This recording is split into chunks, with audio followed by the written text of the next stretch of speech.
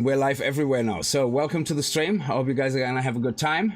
If you're watching it as a VOD or video afterwards, I hope you're gonna enjoy it. We're finally in patch 0.1.1.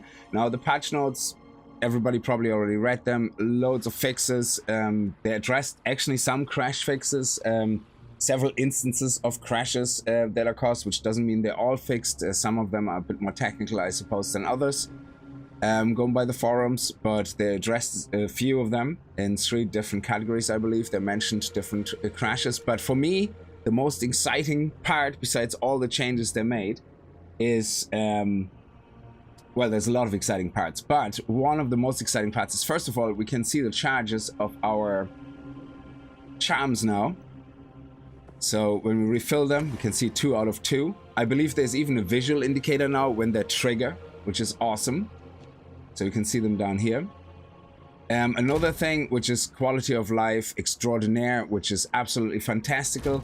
They buffed armor a little bit, so we can see, I think I was at 46% potentially. Or 47, I don't know, I wasn't at 50, but I'm now at 51, so they must have buffed the estimated physical damage reduction, because I didn't get more armor. I don't think my armor increased. I was on 2,651. I think I was pretty much there, unless that was buffed, but either way, it's higher. It doesn't mean it's better. It just means that we get a little bit more. From what I understand, the behavior of armor hasn't changed. I couldn't see anything in the patch notes, but there's so many things. I couldn't find anything else about it. So if you... unless they're buffed also how much is blocked, you're still gonna end up blocking only about 5% of damage with 30k armor when you get hit for like 10,000 damage or something. So it's pretty crazy. Yeah, so armor is not really that effective when it comes to the high damage outputs from the bosses, so unless they buffed that as well, which I don't know yet. I'm sure we're gonna see some videos coming out in the regards to the topic of armor. Preparing is doing a lot of videos on that, so he might be actually doing a follow-up on that as well soon, and then we know more about that. So for me personally, I really enjoy that we can now change our runes, which is amazing. So we now have I have, for example, 62 fire, which is way too much, but if I take any of my rings away, then fire goes down alongside with cold, because I just happen to always have cold and fire together on those rings for some reason. I could now also put chaos resistance and lightning in. Let's see which ring is actually better. So this one gives us slightly more, so we leave this out. And now I can just put fire and cold resistance, say for example, on my gear. But hey, you know, I don't know, where should I take it away? So I have life regen here in the moment on the armor, which is fine. You know, I have actually quite a lot more life regen here, I think. And I would like to, yeah, life regen, I have about 3 more here. But say I want to have some fire and some cold resistance. So I'm gonna do the fire here. So we get 39 too. There we go. 51. Excellent. So we now have 51% fire. And we have 0.3 life per second still. But I want to put that over on the cold. So I'm going to be able to now go and say, hey, let's take the cold, if I still have any, yeah, and put that in as well. There we go. Accept. Boom. Done. And now we have a beautiful little bit more cold resistance, some fire and lightning. Absolutely fantastical. What more do I want? The lightning is not as important, but chaos is important, and that's why I kind of like this ring. So we have a lot more, and let's actually buff this as well. Maximum life. What do we have? Physical damage to attacks. Beautiful. Even better. So I don't know if anything came in with buffing our damage. I think our damage is pretty okay in the moment. We're doing Hammer of the Gods good damage. We're doing some good default strikes, and Perfect Strike is our main attack when we're fighting the bosses until we get Hammer of God, and then we just go and delete everything. Well, not to that extent. It's not that good, but it is good. So anyway, let me catch up. Thank you very much for joining the stream. Again, very much appreciated. And yeah, let's get into it. So we're gonna continue with mapping on the warrior, and the mapping as well changed. The maps changed a little bit as well. So let's head over here.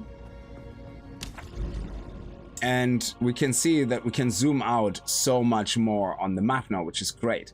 Now, another thing they did is they added identifiers where the citadels are. Now, I'm not seeing any, which I'm assuming is because I haven't been visiting here yet. So we're gonna have to unlock this today, have to get down there and visit this. We also got some new precursor tablets which can drop when we do bosses, and those will add bosses to our area. So maybe what we should do is do a spot with a boss first. Oh, this one. Okay. Is there one with just a boss? That would actually be pretty sweet. No. And then we can see if we get lucky. Also, they changed waystones. They lowered actually waystones drops from bosses, but they increased the chance of higher tiers of waystones to drop, if that makes sense. So they also lowered some of the stuff, I think, with bosses. I'm sure it's somewhere here. Yeah, so map boss has 15% chance to drop a waystone of the current tier or higher. That is lowered from 25, I believe, to 15. But overall, I think they increased that chance just point blank on the bosses. So hence, you don't need it as high in this passive, because even without it, the bosses are now a little bit higher in how they give you that higher quality. So, because one of the things that I noticed is, especially around T10 and T11, if you have a bad spell and you lose 1 or 2 runs in a row, especially with bosses, and you have to use a lower tier waystone before you have a good arsenal, going into a boss fight, you usually end up with 2 tiers down. You're not even getting enough to craft a new higher one. You can actually end up very quickly, if you have a bad couple of runs in a row, very quickly in a negative, well, not negative because you don't owe any waystones, but you can very quickly end up in a scenario where you don't have any waystones for the current tier you want to run or the 1 tier below. So you're really ending up in a bit of an issue there. So let me actually just upgrade this. Very good. Keep going for that. So let's actually try to run one of the bosses. Hey Joe, that's good. I'm struggling finding T14 plus. Yeah, exactly. Yeah. How many diff orbs do you get in one day? I get 0. I have now, mind you, this warrior is brand new to Endgame. We only really started Endgame in the last stream. However, the monk I have in standard has been running for at least 50-60 hours Endgame, and I'm currently doing the tier 10 quest, so I'm running about T12, T13 maps, but it's terrible. I have never found one, ever.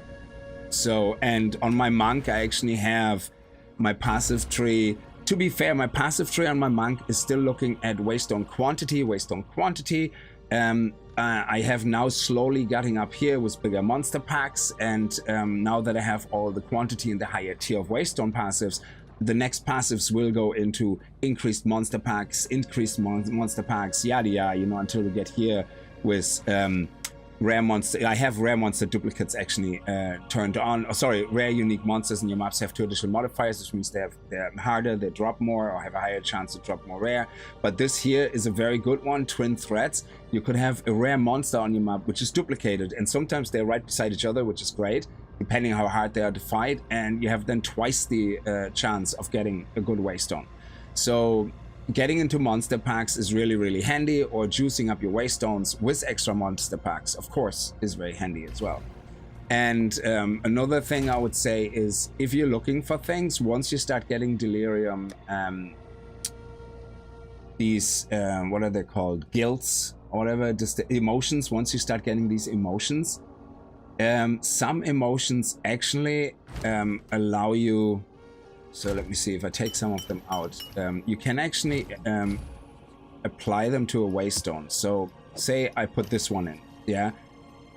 10% more delirious, 8% increased rarity of items found in the area, yeah? So if I put this one in, 30% increased waystones found in the area. If I put in the Ire or Ire, whatever way it's called, that one doesn't work, does it? Oh, hang on. There we go. increased magic monsters. Players are 7% delirious. Now the problem with those is though you will be always delirious, so you can't actually get the final drops in the delirium because it never ends. So it means that when you use this waystone, don't do a delirium map, I would say, if I understand this right, because you will be delirious, but the delirium cannot end. So if you do a delirium map, you will never get the reward for it. And then you can have this one here, players in the area and increased pack size. So you could do a nice mix if you want, you know, of these three, where you go increased magic monsters, increased pack size, increased rarity. And if you, I think you can even stack the rarity ones as well. So if you have 3 of those, then, oh, that's increased monster magic. So let me just say, if I put 2 of those in, we have 16% increased rarity. So we can have up to 24% increased rarity if we have loads of greed, for example. Yeah. Now the other ones will give you other effects, but there is a point of juicing these maps where if you do a boss fights with that type of improvement, you kind of you know, go crazy. I actually, can we do that on precursor tablets, I wonder? No, we can't. Okay. Which helps a lot. So yeah, so in this case, the more quality you get, the more chances of the divine orbs and all that, because as far as I understand from the way quality works is, if you have very high quality, if you will get a drop of a augmentation orb, for example, that can then very easily turn into a regal orb or even an exalted orb, and maybe in a very low percentage chance into a divine orb. Yeah. So when the orb category drops, the more quality you have or rarity, it increases the chance of you getting a higher orb value drop, I think. So it applies basically to waystones, to orbs, to item drops in general. So there's that. Now let me just choose this one a little bit. Nice. Excellent. So we're going to keep that here as well, because we do want to apply these as well. Oh, I have another one here I can just upgrade. Rare monsters and your maps have a 20% chance to have an additional modifier. Okay, that's good. And increased experience in your maps. So yeah, once we get more towers, we're going to plow these in, and happy days. So yeah, excellent. So let me put these guys back. Oh, we also have a map tab now. I actually have to see if I can buy that. Do they have any offers on that, I wonder? Did they fix multiplayer? I don't know. I'm not, like, multiplayer is always a bit dodgy, I found beforehand, so I haven't seen any specific comments or mentionings in the patch notes, so I'm not gonna try. So let me see. Do we have any upgrades? Excel stash bundle, stash tabs. Do we have anything on sale? Not yet. Okay. So stash tabs. Do they have the mapping tab now? That's another one I'm really excited for. Stash tabs. They said they're gonna add the map tab. Did they not add the map tab yet? Currency stash tab, essence, flask, gem. They did say in the patch notes that they're adding maps. Huh.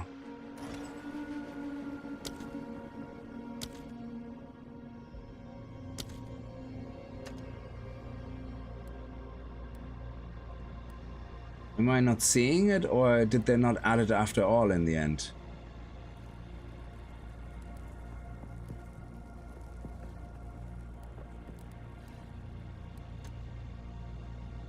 Oh, that's just a stash tab.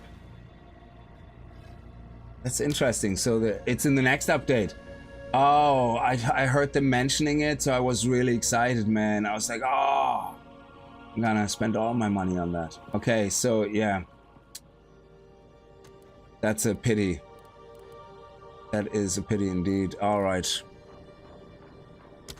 Well, at least I didn't just miss it because I'm blind. So there you go. So let's try to get our access to the Burning Monolith so we can get the Citadels. And I'm assuming once you visit the Monolith and get the Citadel quest, the Citadel will be marked. Now, my map is already pre-generated. I'm assuming the Citadels are not going to move because if you haven't got a character in Endgame yet and the map is generated the first time, I believe the Citadels are now much, much closer to the central point, unless they did it in a way that existing maps have Citadels added or moved a little bit. I don't know how they would do it, but that would be pretty cool if they were doing this. So let's try this one here. This one is 2 levels above those, so I'm probably gonna get my ass kicked. So, but yeah, why not? Let's, oh, it's the swamp as well. Do I want to do that? +1 monsters, +1 monsters. We are level 72, so I'm assuming we actually could do it. I mean, increased rarity, let's do that. 68, we should be fine. Yeah, let's do it. Also, another thing that changed now is when you hover over, you can actually see the explanations for the things that are on it, which is great. So I don't need to click on things anymore to see the effects. Well, on the current one you can't, but you can see the effects now without having to click on it. So, which is great. And once we have this tower, we're gonna put another tablet into it, but hopefully we're gonna see one of those boss tablets, assuming I survive. Citadels are T15 only. Oh, okay, I didn't know that. That sucks. That kind of sucks very badly.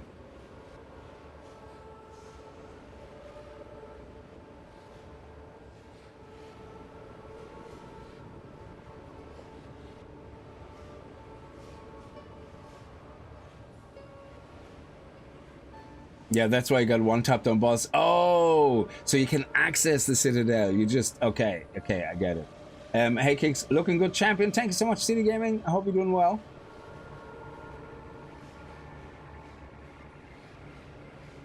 All right, let's go. Let's do this. Oh, we got checkpoints now as well on maps. Oh, that is so cool. Shut up. I have to watch out for the... Oh, look at that. We got the Dust Devil.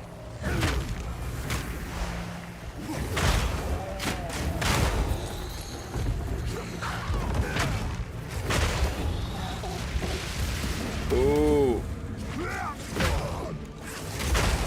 Timeout. What is that effect? You have additional resistance. Okay, good. Let's head over here.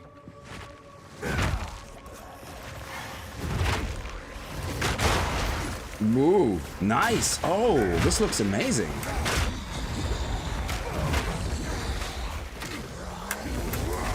I'm not ready. You were no worry. Who's doing the Dust Devil things? I need more time. There we go. We got it. Oh, I got a little bit... Yeah, what's the story with those tornadoes here on this map? What? Where are they coming from?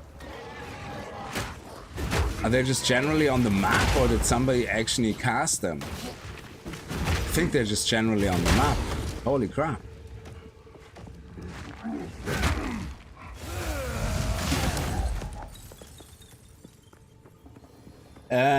Haven't been seeing you in a long time. Happy New Year, brother. Fried Dylan, how are you? Thank you so much. Happy New Year to you as well. Very much appreciate you coming, popping in and saying hi. Oh, did my headset just break? Oh no. I have to buy another $5 fucking headset. Rob, how are you? I mean, it makes sense. They should be not T15. They should be level 80 mobs, because the Black Monolith is level 80 as well. So I'm surprised it's tied to T15 maps rather than the level of the mobs. Oh, watch it.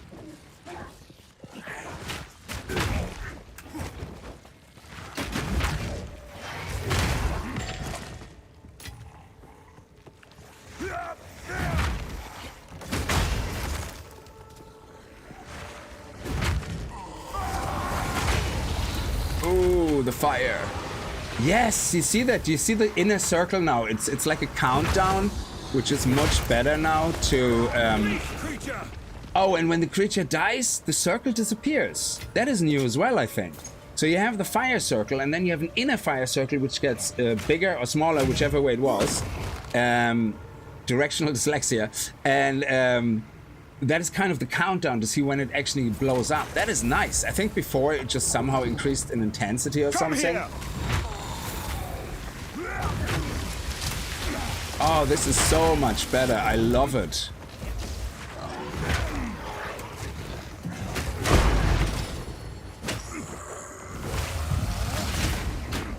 Oh no, don't go into the... There we go, nice.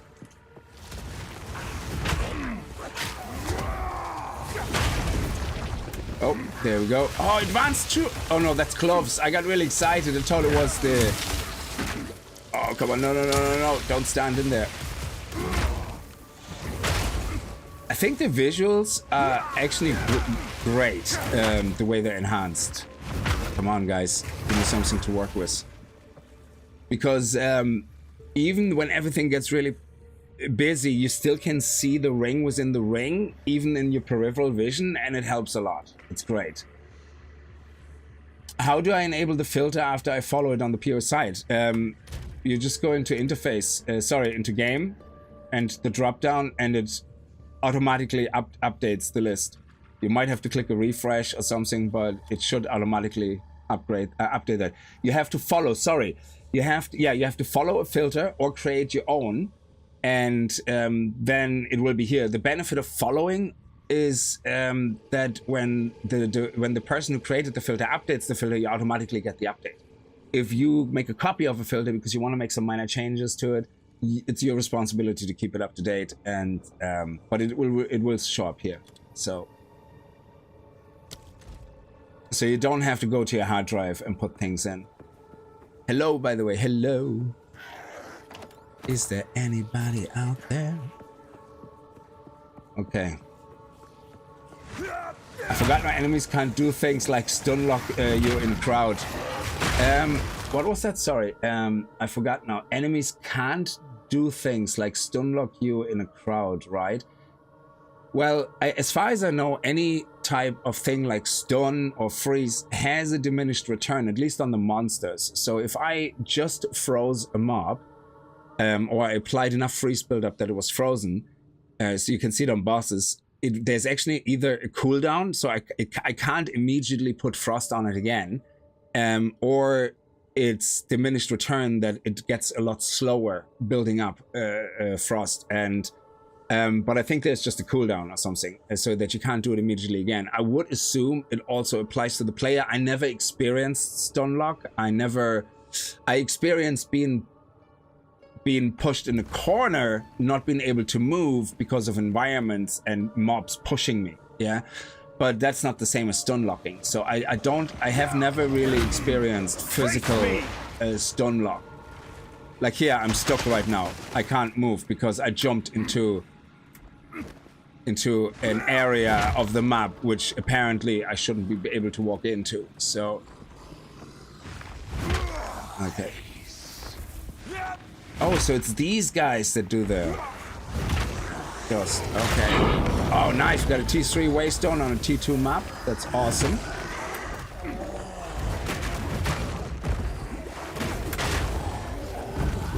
Oh, there you are. You're the little shaman. Nice.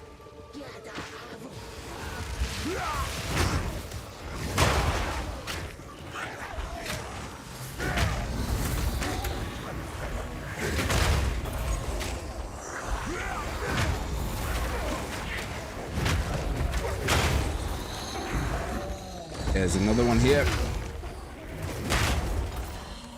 Oh, we have a rousing, dowsing charms.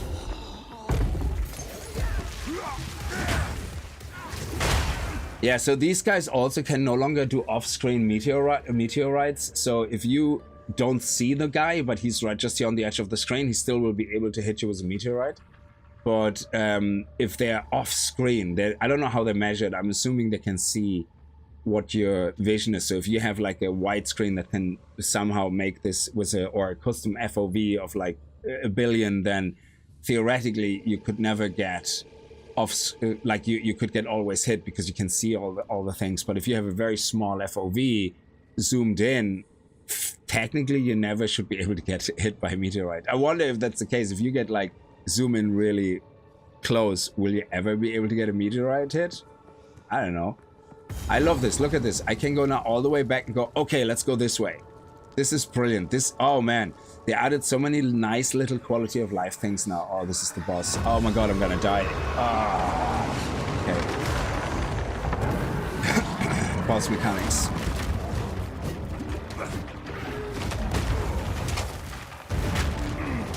I need more time.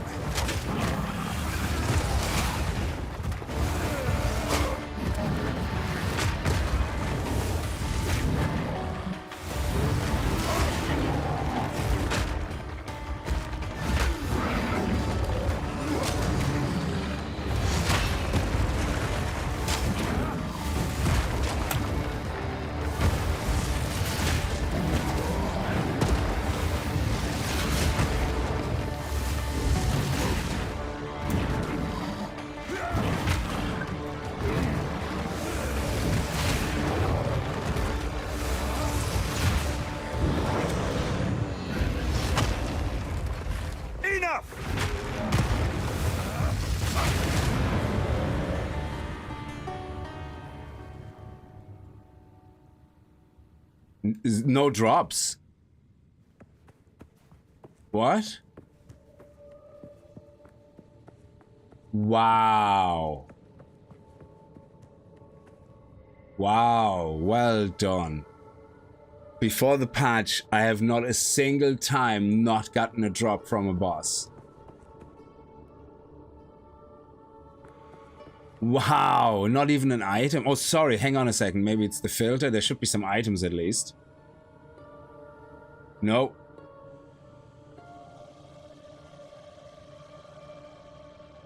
Seriously?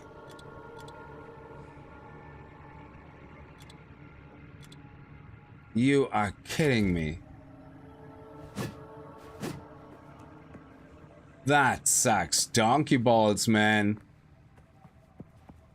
Well, I got a T3. Oh no, and huh? I'm stuck in the what? Is he not dead?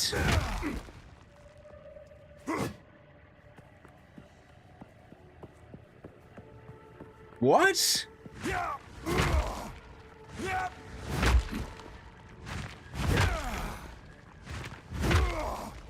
He isn't considered dead.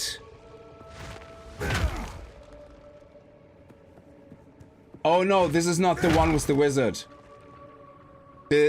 Oh yes, the wizard didn't spawn. That's right.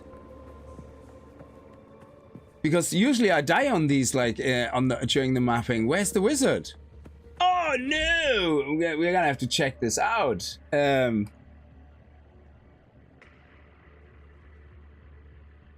What was that boss called? Crap.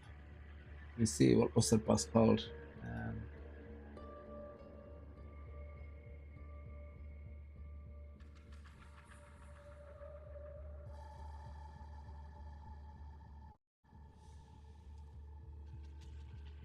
So this boss was the Bone Colossus, is it?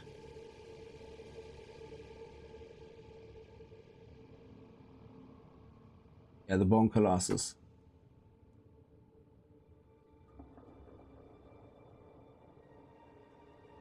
Okay, let's see.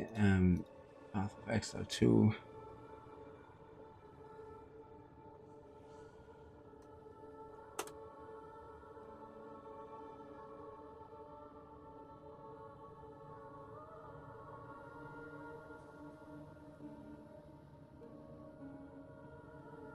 Yeah, it doesn't. I don't see anything else. This could be new. I don't see any threads on it. Interesting. Interesting. H2O, thank you so much for the super chat.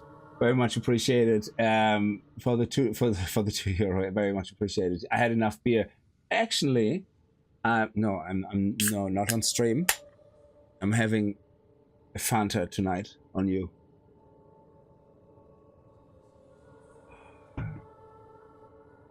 Yeah, so the wizard guy didn't spawn. That's crazy because this run is now broken. I can't complete this run. Because I can't get out. Wheat Fanta, yeah. So let me just log out and in and see if that fixes it. Sometimes logging in and out, you know, it's like turning it on and off again.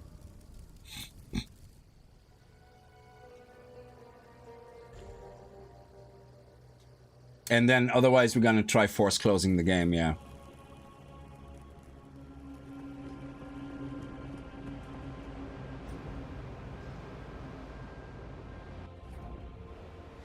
Oh, look at that. Nice. So, but I don't think we're gonna be able to complete this now because unless this reset and we have to do it all again. No, the monsters are dead. So, yeah, let's just continue and see if we at least can get the waystones to drop because then it's not the end of the world. At least we got out. So, yeah, but I don't think we can get a map complete. Unless the boss respawned or something. But that would also be a hack. Because... I'm not ready.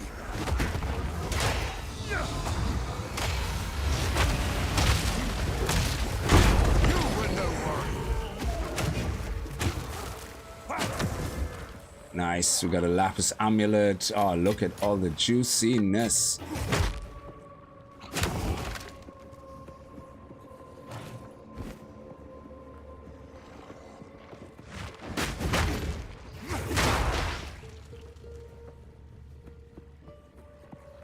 So, yeah, we can... Oh.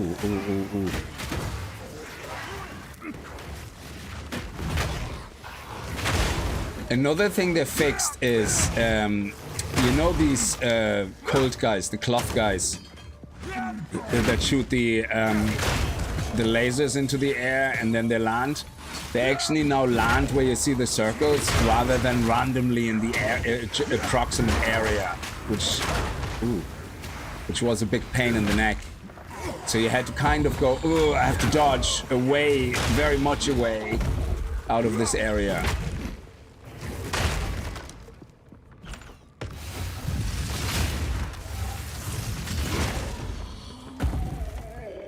Okay, so we got the markers for the last bosses. Again, if it considers the boss dead because it didn't pick it up on the marker, then I'm happy, you're happy, we're all happy.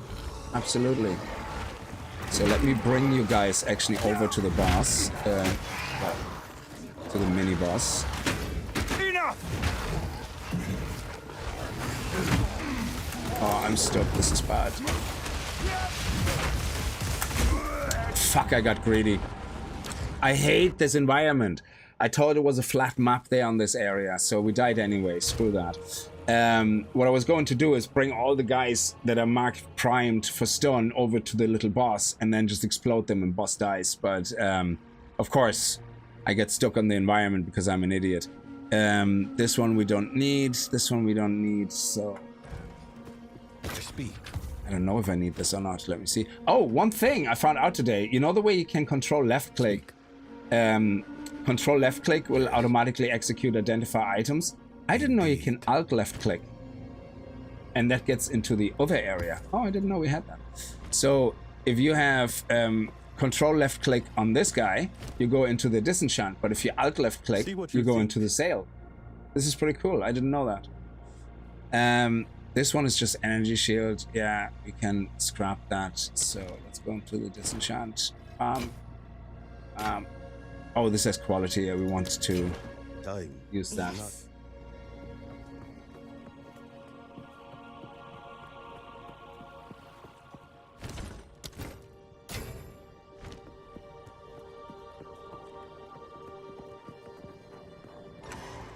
What can...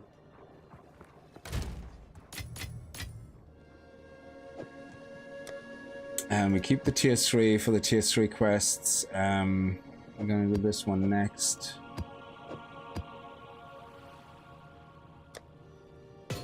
And intelligence, yeah, sure. Is that good enough though? 13, 19, yeah, okay. That's actually not bad.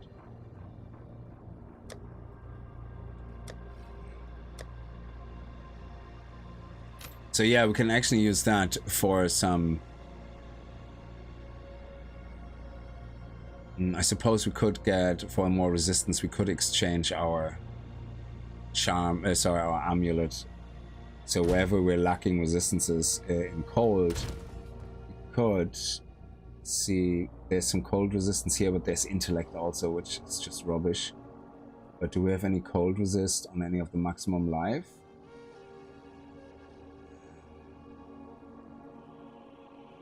This one has maximum life. 38, very good. Minions though. This one has life regen, which is very good. Also has a lot of things. Accuracy I don't need. Critical hit chance, I'm a non-crit build. 12 strength is good. So... oh, this one is very good as well. And we have this plus spirit. Plus spirit might actually not be bad. Mana generation. So it seems that this one here might be the better one. Again, critical hit chance, accuracy, don't care. Spell damage, meh. Evasion rating is good. Mana, energy shield, don't use energy shield. There is so many qualifiers on every single amulet that it just means nothing to me.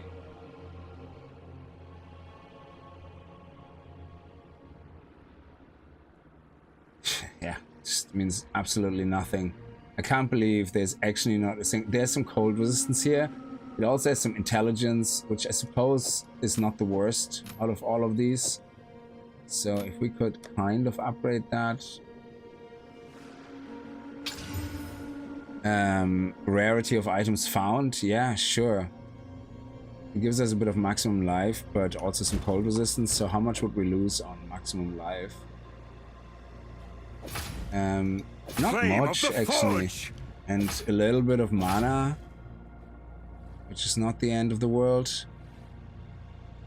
And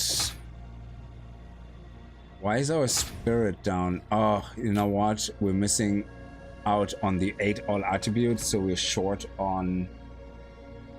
what are we short on?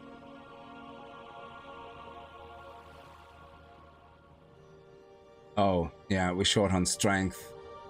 Of course we are. So this gave us actually the extra... so it's 108, 8, 16, 24, it's 324, and we're at 318. Oh my god, 324, we can't even do one. We have to do 2. Yeah, so... yeah. That kind of sucks, donkey balls. Yeah, having to get strength on everything now is gonna be real problematic. Oh man, okay. Yeah, that's playing the warrior is actually more complicated than anything else right now, because it's not because of the rotation or the skills, it's because of keeping up the strength requirement for my weapons, which is a whole different story. Don't want to start a fight. So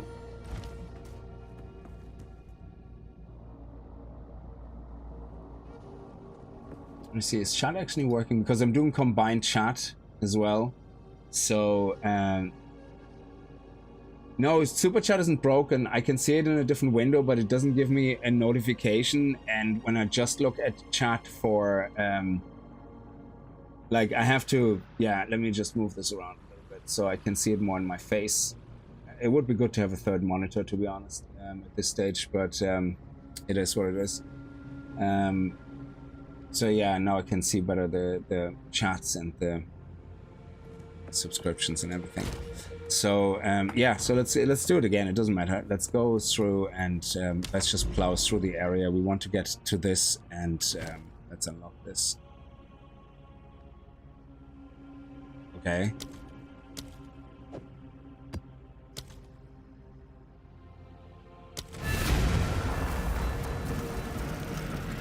And we only have the T2 maps with the warrior, so we're at the T10 or 11 nearly with the monk, but it's standard. I prefer SSF, so Because I just getting sucked into the whole trade thing. It's just terrible. They're really adding these guys on every map now, is it? Okay, let me just get out of here. This is uncomfortable for me right now. You are no warrior.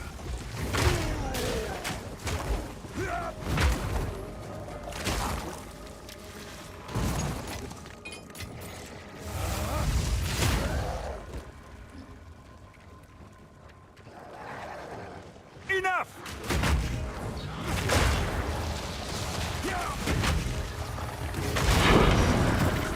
Okay, we got at least we got a waystone back that we spent, which is good.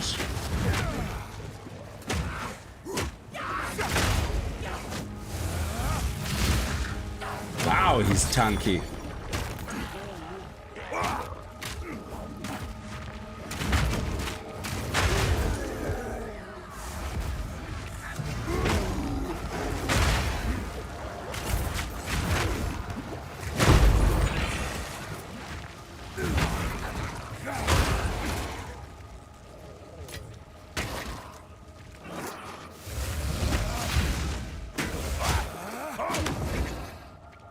Oh, next ascendancy is 66. Yeah, don't think we're gonna be able to do that.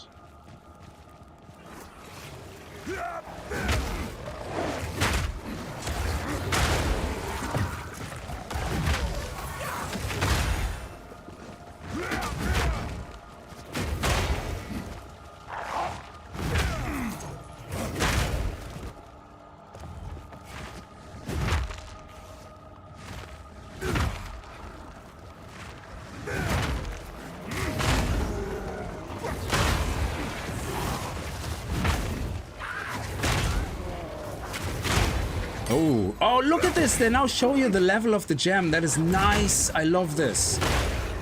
Level 15 gem. So now you can decide, oh, I already have 100 level 15s. I don't need any more. That is sweet.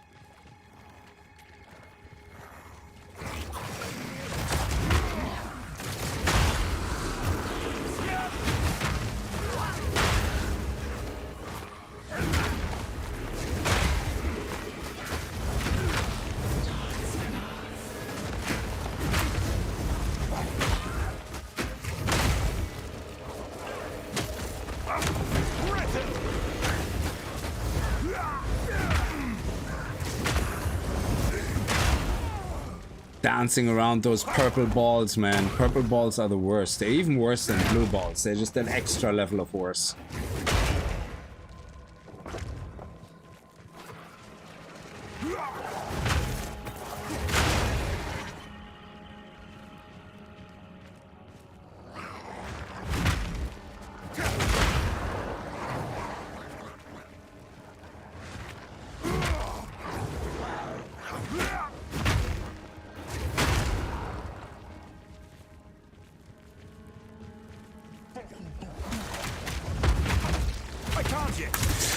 I'm stuck! Let me out! Where was I stuck on? Cheaty Mac, why does it terrify me so much when I can't move? Face me! Why does it scare me so much every time? Okay, he's down. Holy crap. Get like a mini heart attack. I switched from 3 monitors to ultra-wide monitors and love it. Yeah, maybe I need an ultra-wide monitor on my left side where I can have more room to have all the chat and everything. Yeah, I kind of thinking maybe I should put it on top so I can actually look up and see it easier. I don't know what would be better. I'm not really sure. I need a bigger desk as well.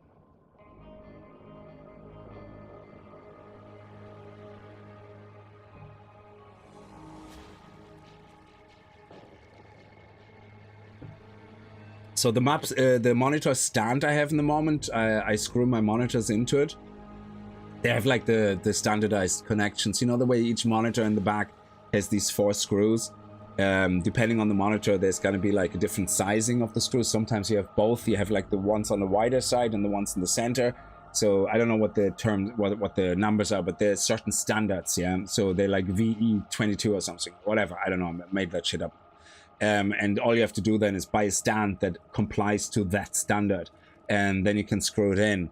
And the one I have is a 3-arm one, but it's kind of 3 beside each other, so you have to look around a lot. So I'm kind of thinking maybe I should get like, yeah, tall ones, like, you know, like one where it can go on top of each other. Yeah, Vesa, sorry, that's what it is. I knew it was something with V, I just couldn't remember it. Is there a sound I can play when something happens? No. Interesting. Anyway, let's continue. So yeah, I definitely saw your super chat, H2. I don't know if you were still there when I mentioned it. It just took me a second to see it. Sorry about that. Oh, look at that. Level 3. Nice.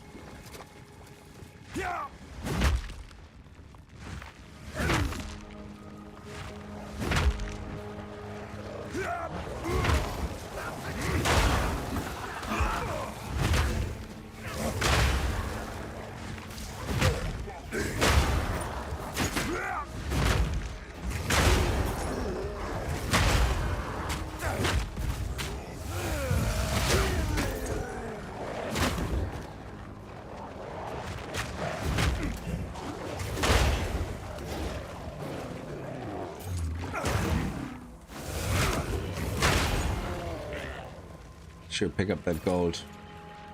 Glad to see you playing PoE 2 with the colors. How are you? Thank you so much. Yeah, I've been spending, I think, the best part of 220 hours now on it. This is the second class we're now having on Endgame. It's the first SSF class. The first character I created was standard, so I wanted to kind of see everything. And I'm not a big fan of trade. I find it too tempting to diminish the whole purpose of the game. I find it's not adding anything to the game. It's just plain outright replacing the majority of the game that I find fun. So I just don't like it as much. I mean, it's handy and it's just too tempting. I mean, I use the currency trade so much already. On my monk, I'm ashamed of myself.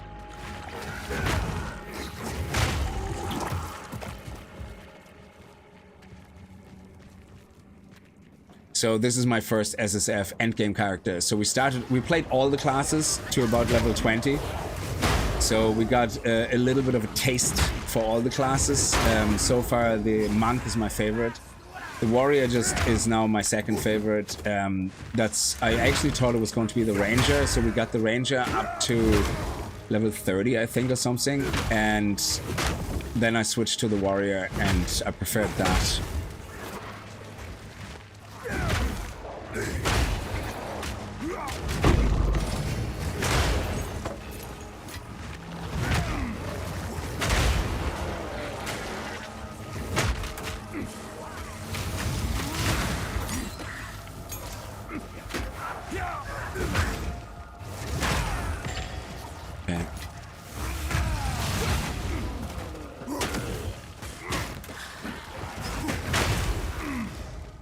Okay, let's see, this one is closest.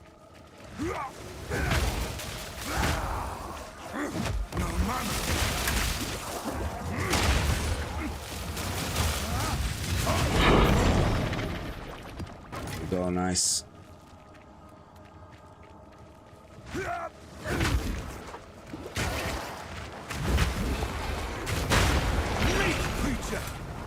Oh.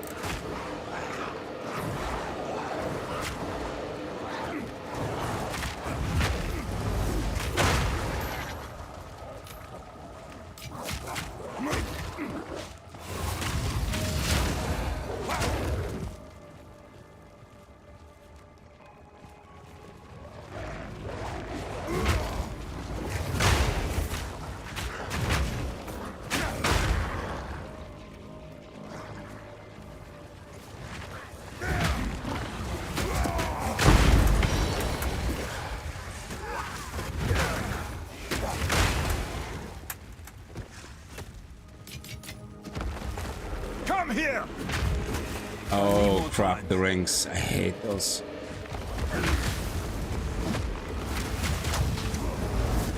Oh, they interrupt me as well when they explode. God damn it. I need more time.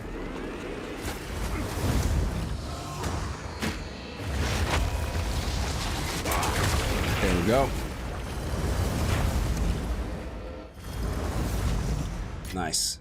Let's pick up that one and sell it for some extra cash. Okay, map complete. Very nice. Yeah, we're not close to leveling up, so let's go. Brewdog, is that you, Mr. Kickz? How have you been? Thank you. I'm doing very well. Just kind of streaming on the side back on Twitch. So I'm still streaming on YouTube, so this is mainly on YouTube. It's just that OBS Stream Elements added a nice little widget now that you can multi-stream without needing third party. So it just works. Bethesda style. It just works. So yeah, it's pretty cool.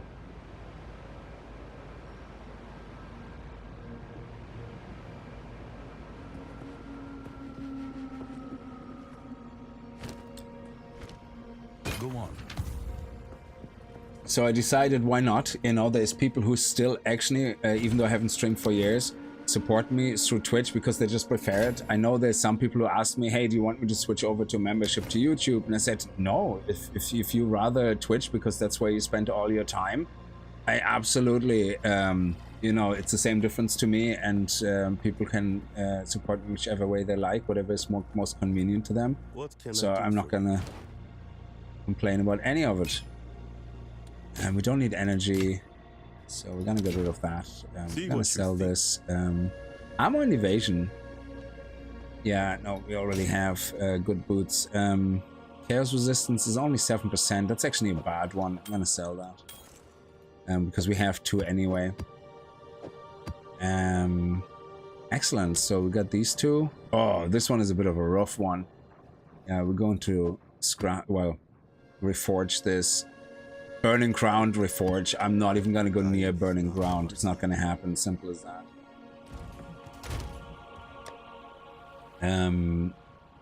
This one as well. So these 3 can be scrapped. And let's give ourselves. Okay. Nice. Cool. Monsters have stun build up. Okay, but that's fine. I shouldn't be able to get stunned that easily. I have a lot of threshold, stun threshold. Did they actually add any data here? On stun threshold and stuff. Resistances, slide resistance, and that was there before. Damage taking plus. Yeah, they still don't show us our stun threshold and anything here. They're still not showing us the information we actually need to know. It's unbelievable. How did I get the extra inventory? That's for the warrior. I use it because I have it. I don't actually need it, but the warrior ascension for the titan. The second point, you can get colossal capacity, which carries a chest, which adds 20 inventory slots. But the only reason I wanted it is because I wanted hulking form, and the only way to get to hulking form is through here. So because I need the 4% increased strength and the 50% increased effect of small passive skills. So yeah, it's not something that I went out of my way to get. I just kind of needed it along the way, you know. So but since I have it, I might as well use it, you know. So yeah, let's put all this away.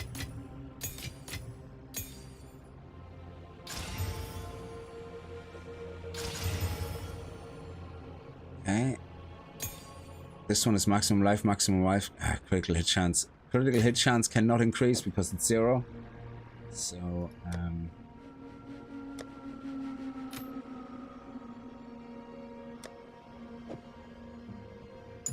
okay, so this is our first one where we can run a sentence for possibly the third one. Number of trials 3. I'm kind of tempted to try it. But I also know that I get hit very hard with honor. So what we could do is I could I suppose put something on that doesn't give me... Is there anything that where I don't have maximum life here? This one doesn't have maximum life. So if I take this out, my life is still the same. So... Oh, shit. Hard, not fast. I hate this so much. And now I don't have the dexterity. Oh my god. I hate this. I really wish they would change this. Either don't let me take the item out, I'm not nimble enough. or take the stats on the item into consideration and say, hey, this has plus 10 dex, so he can equip it. This is something that really pisses me off in this game, because now I'm basically screwed. I can't equip my feckin' boots. Unless I have somewhere where magically can get a dexterity from, which I happen to have with an amulet, but this is such a pain in the ass. The devs should do something about this. They shouldn't let me take items off if they break my ability to put anything back on, or they should say, oh, you have plus 10 dex on this, let's count that as well. I hit hard, not fast. Jesus. Like, not for everything, but let's count it in equipping it. So when I want to equip it, hey, does his current dex plus the 10 give us the 56? I'm not yes. nimble enough. Jesus, it counts when I have it equipped? Sorry, mini rant. I'm sorry. It just pisses me off every time because it just absolutely breaks everything every single time. Tempered by flame. Such an asshat thing. Imagine this happens in a map run and you accidentally take something off to see if something is better, and you can't have all the stats in your head, and it goes, oh yeah, I let you take it off, but now you're fucked. It's like, so annoying. It's so frustrating. I actually prefer if they don't let me take the item out, because they go, oh, dude, you're gonna break your compatibility, but I still prefer if they let you take it out. But if you put an item on and that item has attributes, not for everything, but that would let you put that item you're trying to equip onto it, it should let you do that. So whichever way they want to fix it doesn't matter to me, as long as they fix it somehow, because this happened to me twice or 3 times now, and one time it happened where after I scrapped the other item and I literally was scavenging through things and I nearly wasn't able to find anything, and I actually had to rejiggle some points in my passive tree just to not break it. It's crazy. So yeah, sorry for the mini rant there. Let me see. We need, yeah, I want to scrap these or reforge them. Sorry. Yeah, let's go to the reforging station. These are terrible maps. Anything with burning ground is terrible. And let's see what we got. Probably burning ground now. Multiple burning grounds. No, actually increased magic and increased, yeah, that's fine. Let's take that. Oh, that's a level 3 actually. Sorry, that's good. I'll put that in here. Beautiful. Okay. Yeah. Should we do the trials? Should we try the trials? I don't know if it makes a difference. Yeah, the one thing we're struggling with now is strength. We need extra strength. This is a 5% increase, which is the equivalent of 15 strength. Yeah, just over 15, about 16 strength. What is that? There's plus 7, that's 14. So we have extra 14 strength here. Already have the big boy here. Is there any notable that we could theoretically put on a gem? Plus 10. That's crit bonus. What is that? 10 strength increase. Yeah, that's actually not bad. Plus 10. Is there any percentage based strength where it's like for each armor you get plus 5 strength? Something like that. That would be pretty sweet. What is that? Plus 10 strength. Nothing blinking here. Nothing blinking here. There's something here. That's the one with plus 10. Another one here. Plus 15 strength. Oh, there's one blinky here. Plus 5 strength. And regenerate life. Strength intelligence. Plus 15 strength. Plus 10.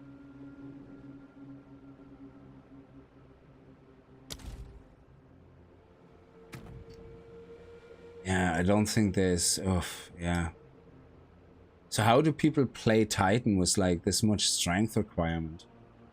It's very hard to get all these increases. I suppose 5% then increases more and more as you get more strength, I guess, from other places. So maybe we should start going down into this direction. And it's 5 points. And we finish here now.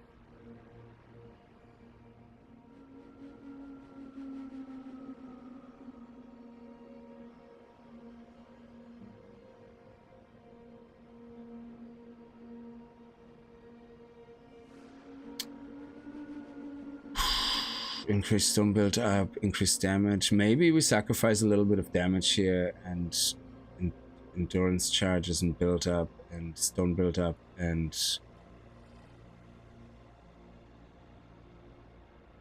take all this out, or maybe we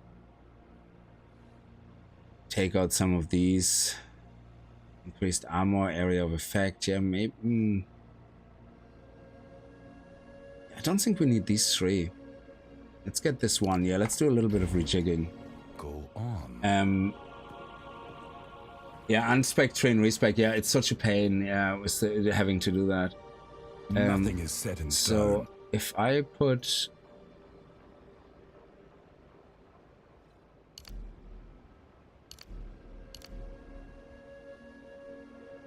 Okay, these 3.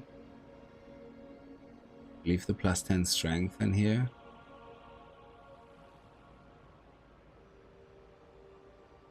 Yeah, let's leave this. Yeah, we can take this out as well and take this out because we're gonna put it in here. So let's put this one dexterity here, put this one here, and it will get us an extra 5% strength, and then we get an extra bit of strength here.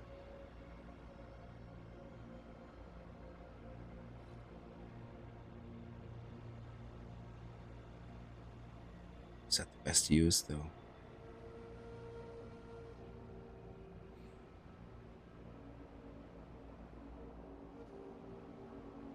Yeah, so let's see what we end up with if we do that.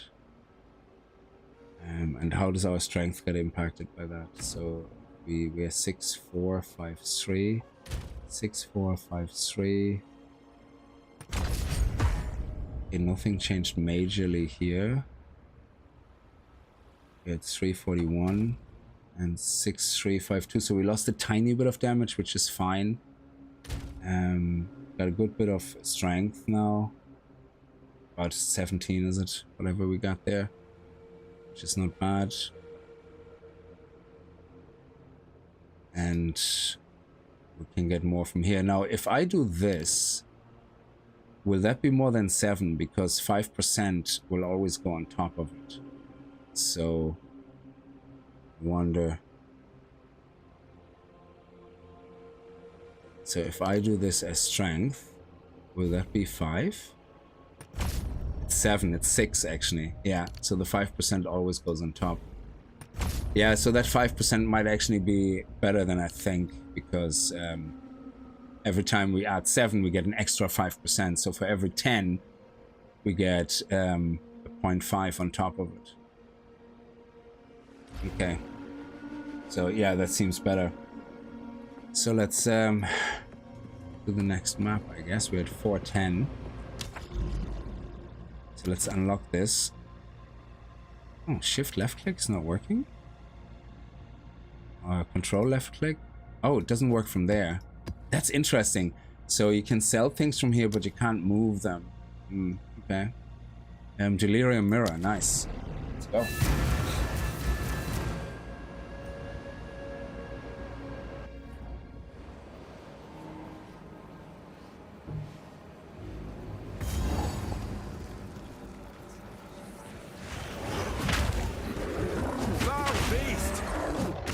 Did we not activate the mirror?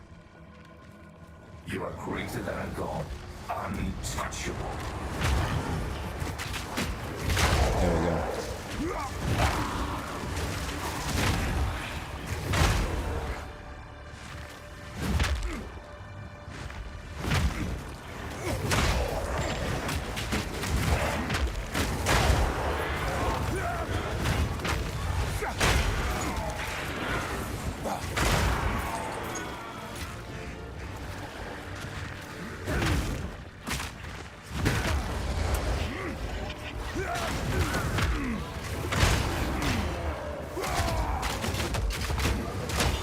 not ready.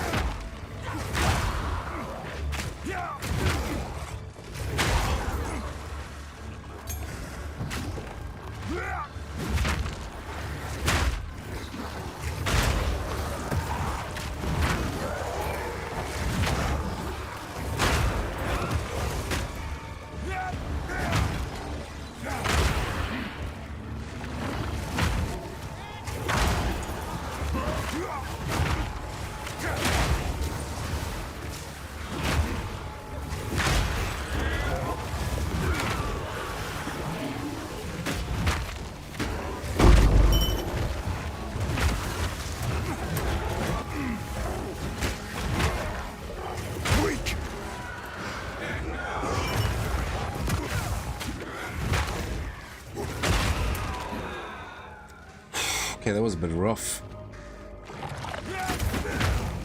I thought they were not supposed to spit at you anymore. Oh yeah, point blank, but...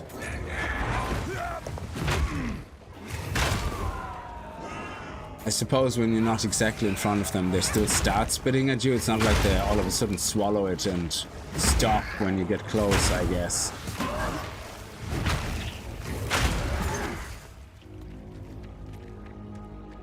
So that wasn't bad.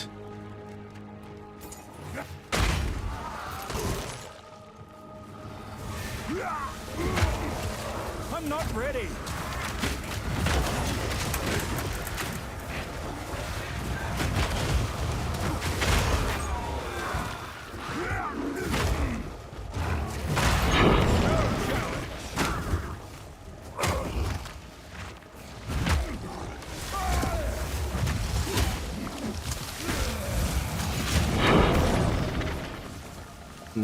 Only T1, but we can craft a T2 from it, I guess.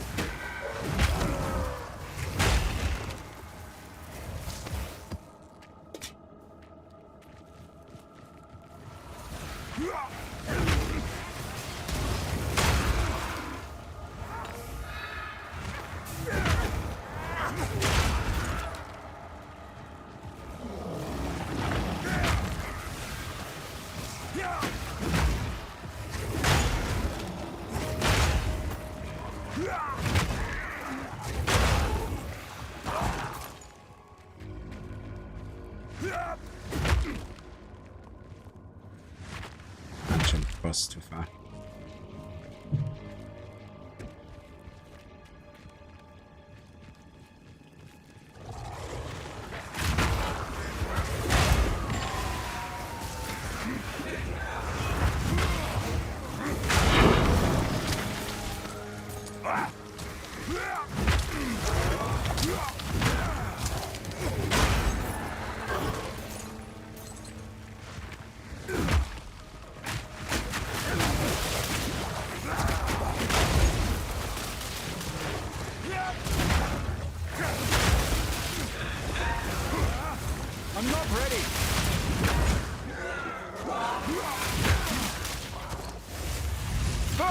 Oh, he interrupted me right at the peak of my hit.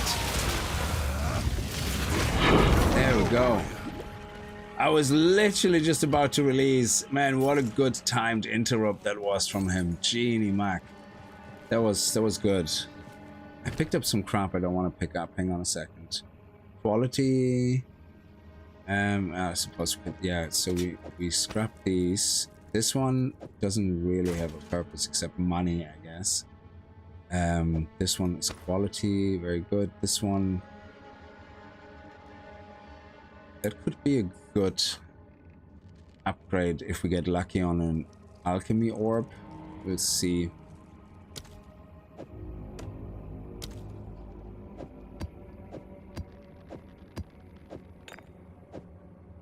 Yeah, let's see.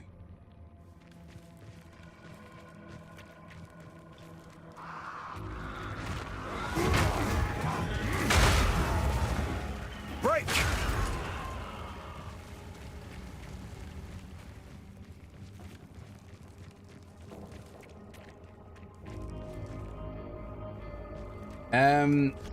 Nepocratus, thank you so much for becoming a G4K apprentice.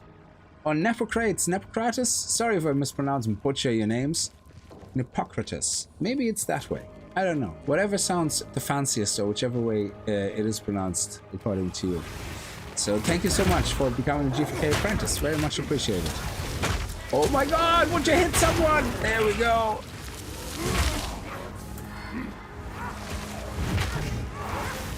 There we go, thank you. Oh, I can see myself already getting stuck between a rock and a hard place here in this area.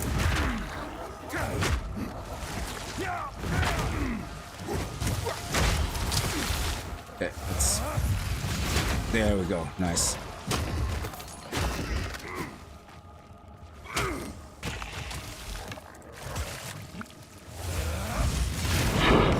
We're getting actually quite a lot of waystones, even if they're only T1.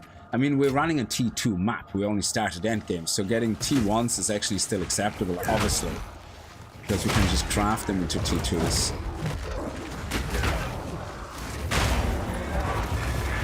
Oh, we got some ninja shadows here. Careful with that.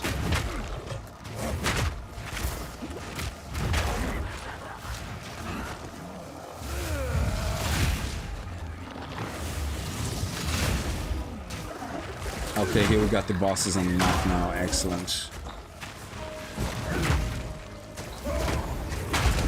Nice.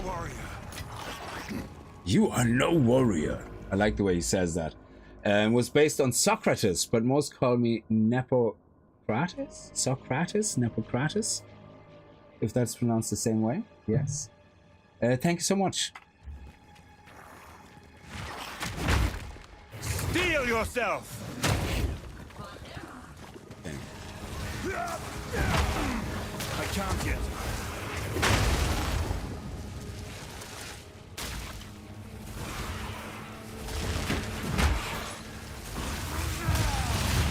Oh, we're not close enough. There we go. Nice. Okay. Now we can use this to theoretically go here, but I don't know. Where's the other boss that we have left?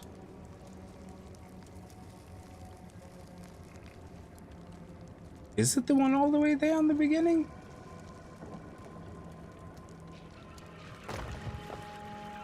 It's up there. I don't think it's the one in the beginning. I mean, it's supposed to be up here, so...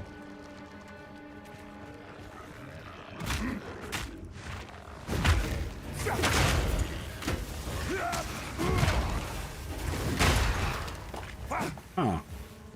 Very strange. Yeah, it's not the one beside us here. It's not this one because it's further up.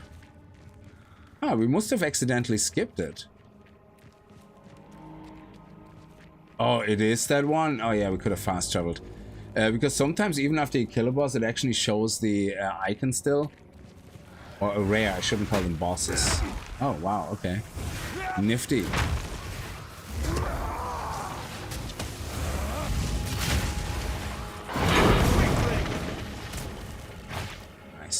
T3. So actually the drops have been very good. That's a quality one. This is a quality one. Let's get that rope. And even get that hood. There we go. Look at that. Nice. Okay. And map. Oh. Spare flasks. Yeah, we'll see what comes of it.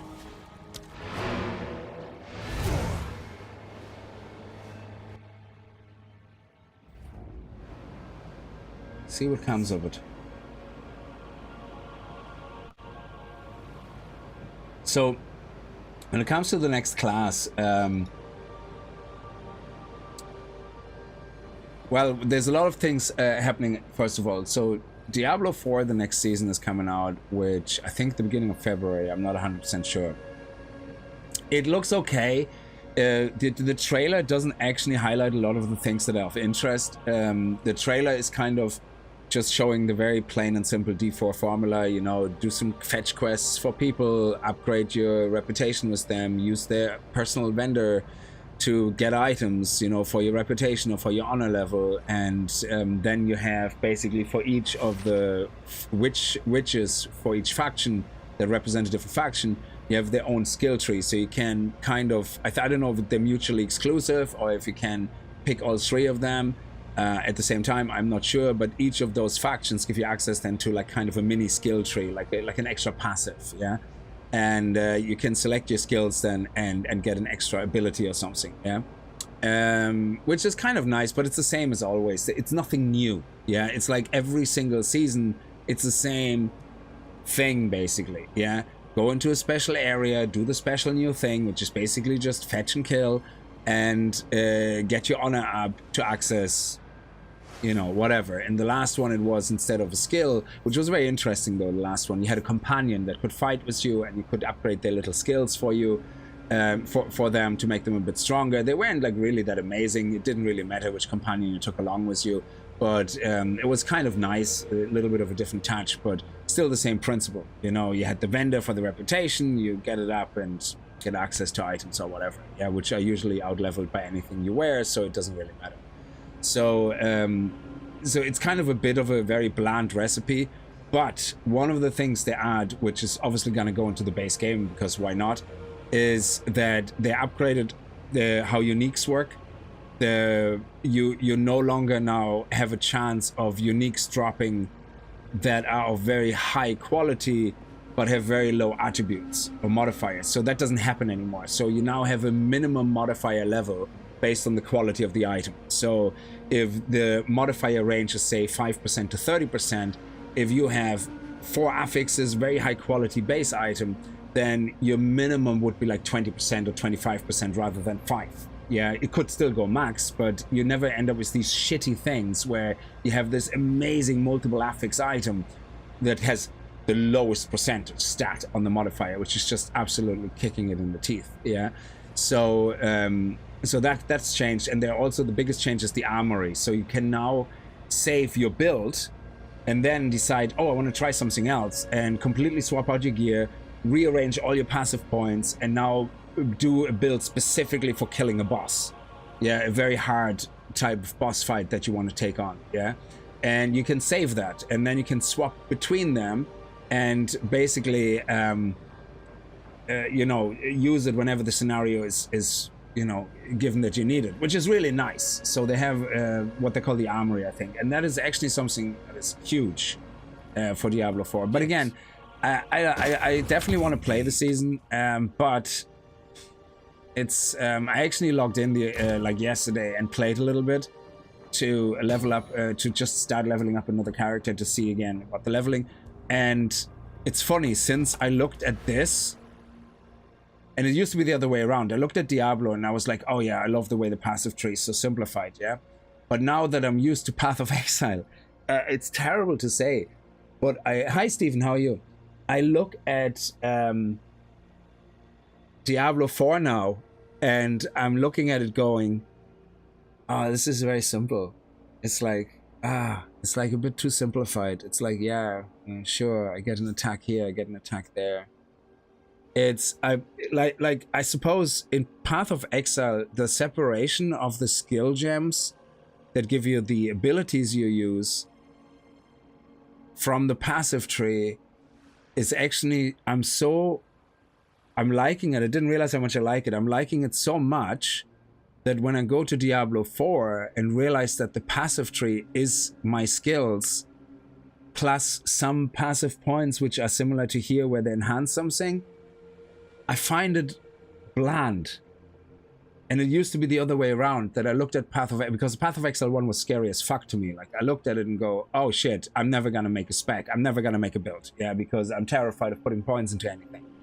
And, but since Path of Exile 2 made it so easy to respec and everything, and you feel more comfortable now and confident with the tree, I find any other game that is too simplified just bland and boring. It is very strange. So I didn't really enjoy selecting my passives in a class I haven't played before in Diablo 4 as much. I found it was very restrictive in my choice compared to this. So, but then again, this one is a little bit too much sometimes, because like now I'm looking for strength things and I have to look around the map, and it's a little bit too complex sometimes. Like, not too complex as in to do it, but you have to spend more time on getting where you want to go. So I think still to this day, the perfect middle ground game is Last Epoch. It is literally sitting right between the oversimplification of Diablo 4 and the overly complex counterpart of Path of Exile. I think Last Epoch sits nicely in the middle, because in Last Epoch, each of your skills have a skill tree. You have a main skill tree, and then you can level up you can level up a skill. So if I really want Infernal Cry, it's similar to the gems here. I can put gems in to boost Infernal Cry, but rather than that, I have a skill tree in Infernal Cry, and I can choose to level that skill up. As I use it, it levels up. And then I unlock passive points for it, and I can go and spend passive points in the skill. So it's a really nice in-between Last Epoch, and I'm glad that it's there, because it is something that I would play more likely than Diablo 4. It's crazy. And I have age and wisdom. Yeah, but Diablo 4 was my favorite before.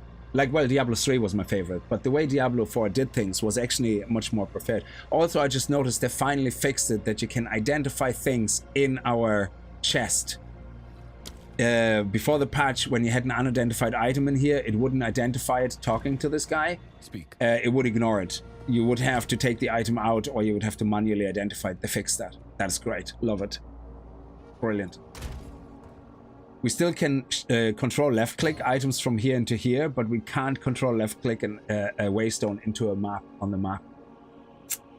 That will be the next fix. So, yeah, burning ground, you can burn in the hell. Yeah, definitely you can burn in the hell. Well, we're gonna scrap you and scrap you.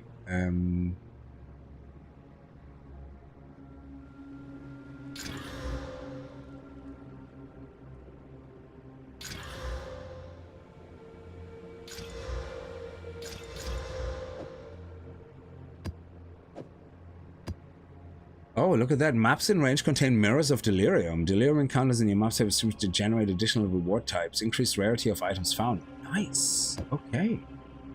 I like it. So, do we have an alchemy orb? An orb of alchemy? No, we don't. Okay, so let's put this baby in here for possible...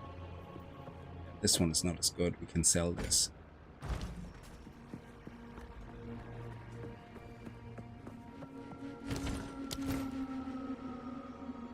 Oh, they let us now take flasks out?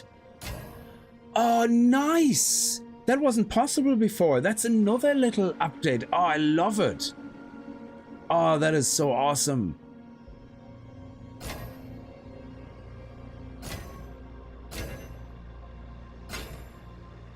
That is so sweet. Boom, there we go. Look at that. Oh, you sexy beast. Oh yeah, it's Wednesday. It's sexy time. I love it. Okay, so let's get the delirium out of here. And we have 2 of these. Very good. Let's get this guy's upgraded. This one away. Another T2. Let's get the T3s locked up.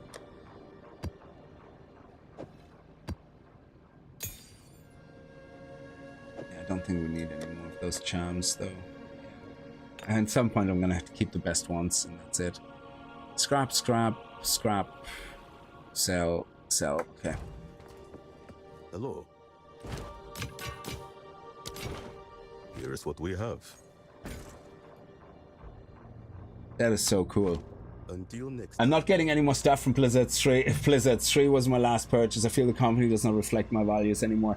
I can totally see that. Like, after Diablo Immortal, I was like, are you kidding me? Yeah, now, to be fair, I played Diablo Immortal because I like to play every game, you know, to see what it's like, pretty much, yeah. Well, in the genres I'm interested in. So, but yeah, Diablo Immortal was like, okay, they really have done it now. They took the last one of their IPs and just fecked it all up. So Diablo 4 was kind of their attempt to get better, and it was good. I mean, Diablo 4, to be honest, is is now in a good state, but I find it I find what I enjoyed about Diablo 4 before a lot, I now find a little bit bland after playing Path of Exile, like I said earlier. But that's not the game's fault. I think they're playing it too safe in a lot of ways. Blizzard plays it very safe. They look at what is the highest percentage of people that we think we please with our decisions, rather than, you know, let's take some risks and introduce something new that people might like. They're playing it way too safe. It's not nice. Like, they should take a little bit of risks, and not risks as in, oh yeah, put a loot box in, see how people like it. No, not that type of fucking risk.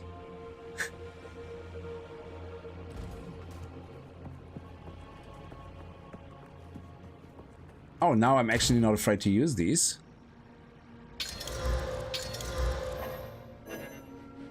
Excellent. Now, skill-wise, I don't know which skill I want to use. More often, I'm really hesitant about this, because Leap Slam I don't want to upgrade, because actually, what does upgrading Leap Slam do? 20% more damage with hits against enemies with fully broken armor. Never gonna use that. So I think Bone Shudder is more attack speed. That would actually be nice. Yeah, more attack speed is good, because a lot of times I find I'm just about to Bone Shatter someone, and because multiple mobs attack me, I get interrupted. And then I die. So this one here is Totem Duration, which is great. And this one here is Cooldown Recovery Rate. Yeah, I think I'm gonna upgrade the quality on Hammer of Gods first. Yeah, let's do it. I think 4 is all you need, is it? 1, 2, 3, 4. Yeah, boom. There we go. 20% increased cooldown recovery rate, so we're now down to 16 seconds. Perfect. And we already have the ingenuity on it as well. So what do we have here? Empowered attacks gain 10% of damage as fire damage per 5 power of enemies in range, up to 50%. That could be good. Increased rage effect.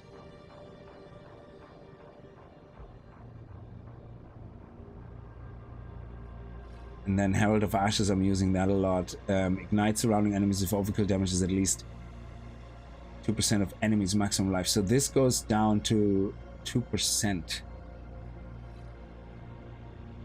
Hang on.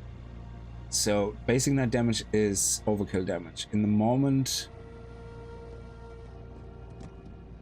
Yeah, hang on a second. I don't understand this. Flame of the Forge!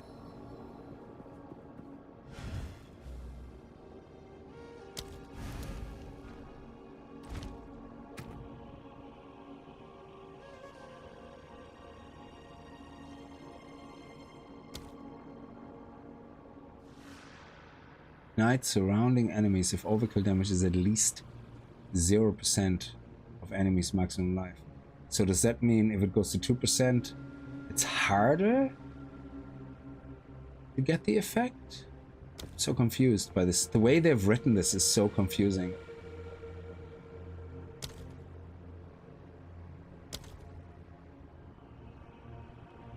Overkill damage threshold. While active enemies is sufficient overkill. Overkill damage is an enemy is excess. Overkill damage threshold. So is that going down, I guess? I don't know. Sometimes GGG's wording is really terrible. It's like somebody who's not a native English speaker put it into ChatGPT and said, translate this. And it literally translated it by literal word. Okay. Eat banana bread. How are you? Subscribe and hit the bell not to miss it. Stream elements. Yeah, thank you. It is. I'm not getting any more stuff from. Well, it's not my job, like, but you know, I mean, even if I wouldn't stream, I still would play Diablo Immortal, like, yeah, because well, when it came out, because I do like to play games in a genre. Yeah, the only games I'm kind of passing up in the moment by default is some of the survival games that are coming out. They all look the same to me, the indie ones, a lot of them that are coming out, so I'm just not bothered, like, yeah, to try them all out. So, but in general, the genre, if something comes out that's like a new ARPG, like Achilles is coming out, which is like a new roguelike ARPG bullet hell, I definitely will try that. I love these type of games. Will it be any good? Not sure. I don't know. Maybe not. Who knows, you know? So we'll see.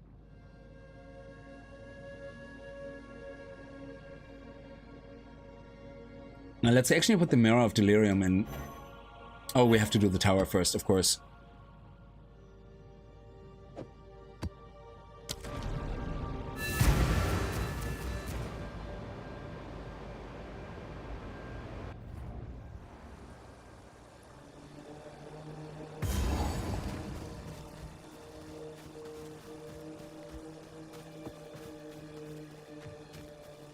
But yeah, you're not wrong. Sometimes because I know I can stream a game, if I don't know much about the game, I will stream it because I have the opportunity to try something out and expose it to other people, like, you know, that, and hopefully if it's good, that's the idea, hopefully it's good, that, you know, it makes sense to, you know, it will be successful in that case to stream. Not for me successful as in money, but successful as in it's actually a good game, people like it.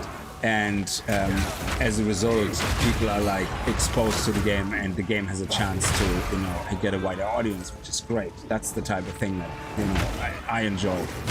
When, but then on the other hand, it works also that if a game is really crap and it's not yet ready, I think it's also fair on the flip side that a wider audience saw it and they're now not taking the risk of spending their money on it just yet. You know, and maybe put it on follow on Steam instead and see how it gets on.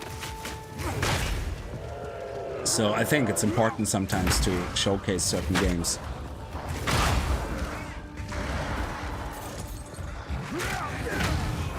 Even if I personally might not be, it might not be my favorite game, or, you know.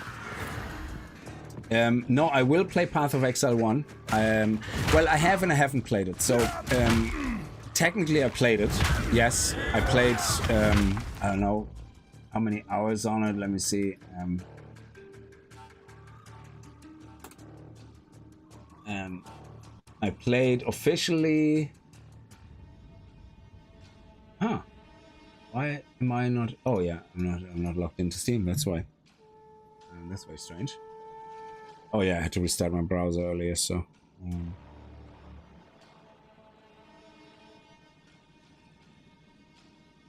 let me...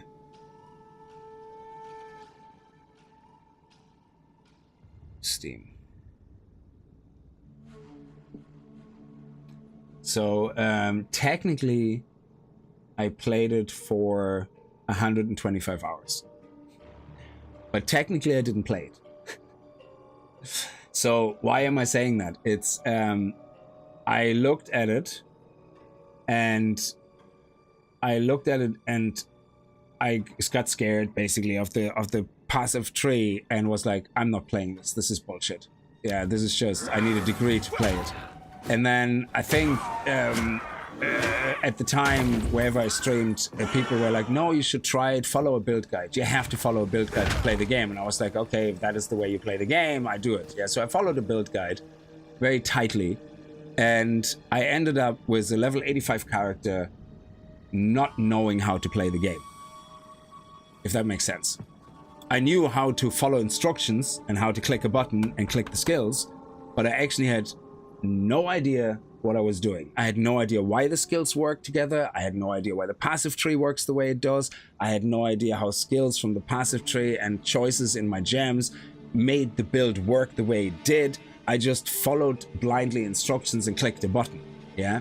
So I started mapping. I think I got to T2 maps or something. Yeah, I logged in the other day and I had some T2 maps, I think. Yeah. But I still have no idea how to play the character or the game at that stage. So I gave up. I was like, this is bullshit. How can you have that many hours in a game and not know how to play the game? This is just an absolute atrociously designed game if I have to follow a guide to play it and then still don't know how to play the game. Yeah. So I gave up.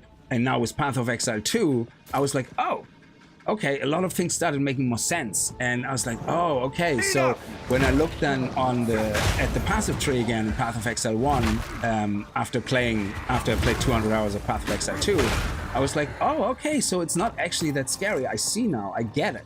Yeah. it's still a bit scary, but and now they're also in the Settlers League. They also added the ability now that you can use your settlement to actually rejigger your passives for coin, like you can do in Path of Exile 2. And I hope that that will be added to the base game when the league ends, because that would be just, why not? That would be amazing, yeah. Because I think the way you had to respec with orbs or something before, it was just such a pain. And it kind of, I think, also forces you in a lot of ways to play Trade League, because if you need a lot of the resources that are RNG based in drops and all that for doing things like respec, then yeah, you need to be in a trade league so that you can, in an emergency, like, you know, if you fetch something up, trade for it quickly for what you need. Yeah, and I didn't like any of that. So, but now if that stays, I'm way more eager to play Path of Exile 1. Yeah, Game Edge plays these new survival games that are clones and saves me from buying them. I do like building games. Yeah, so Game Edge is very good actually in that case that he does that, because it works in his favor as well, of course, for the channel. Yeah, but you're right, absolutely. Every single time I see him, day one, new survival game, I don't even have to look at the video to know it looks exactly the same as the other game, or it is minimum features and will never go anywhere. It's just the way it is. Now, that's not his fault. He's doing what he's doing, and he's doing a good job. Yeah, so don't get me wrong. He's great. Yeah, Game Edge, definitely check him out. Absolutely fantastic. But sometimes he does find that little gem where that one game has something unique about it, and you know, the hope then is hopefully the developer will stick to it and not just be typical early access. Realize it is a ton of work, and now I don't know actually what to do with my game, and I rely on people telling me what they want in my game because I have no clue how to design my game. Yeah, so which is also a lot of these type of devs. They kind of get lucky and then they don't know what to do with it. Yeah, because they have no roadmap. They have no idea what they actually want in the greater scheme of things. So the games that actually come into early access, where the developer has a vision for the game, is extremely rare. A lot of times it feels like a developer goes, yeah, sure, I want to make a survival game. I need building, I need cooking, I need this, and I put the bare minimum in, but now I don't know what to do, because guess what? He never had a vision. He just wanted to make a survival game, but drafted it from what he knew about other survival games, rather than, oh, I want mine to be different. And yeah, so it's really good he plays all these, because every now and then he does come across a little gem where it's like, oh, this is nice. I love the gameplay loop. It works really nicely, and the developer knows exactly what he's doing. He doesn't let people tell him what to do. He goes, no, that's not the game I want to make. That's what I want to make. You either like it or you don't, and I appreciate that. You know? So definitely, if you don't know Game Edge, go check him out. It's definitely worth it.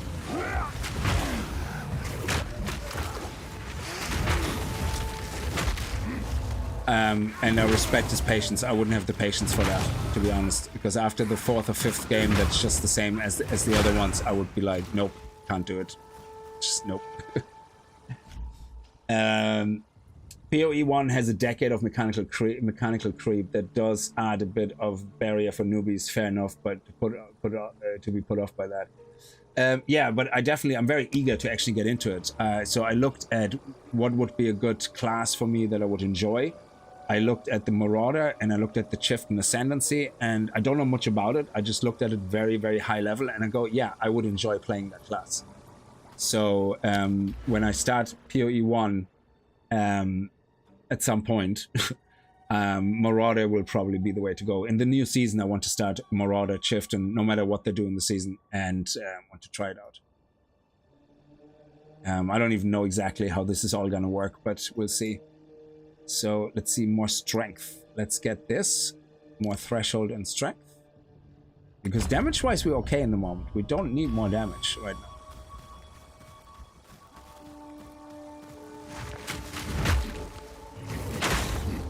Oh, these little flies don't get stunned very easily.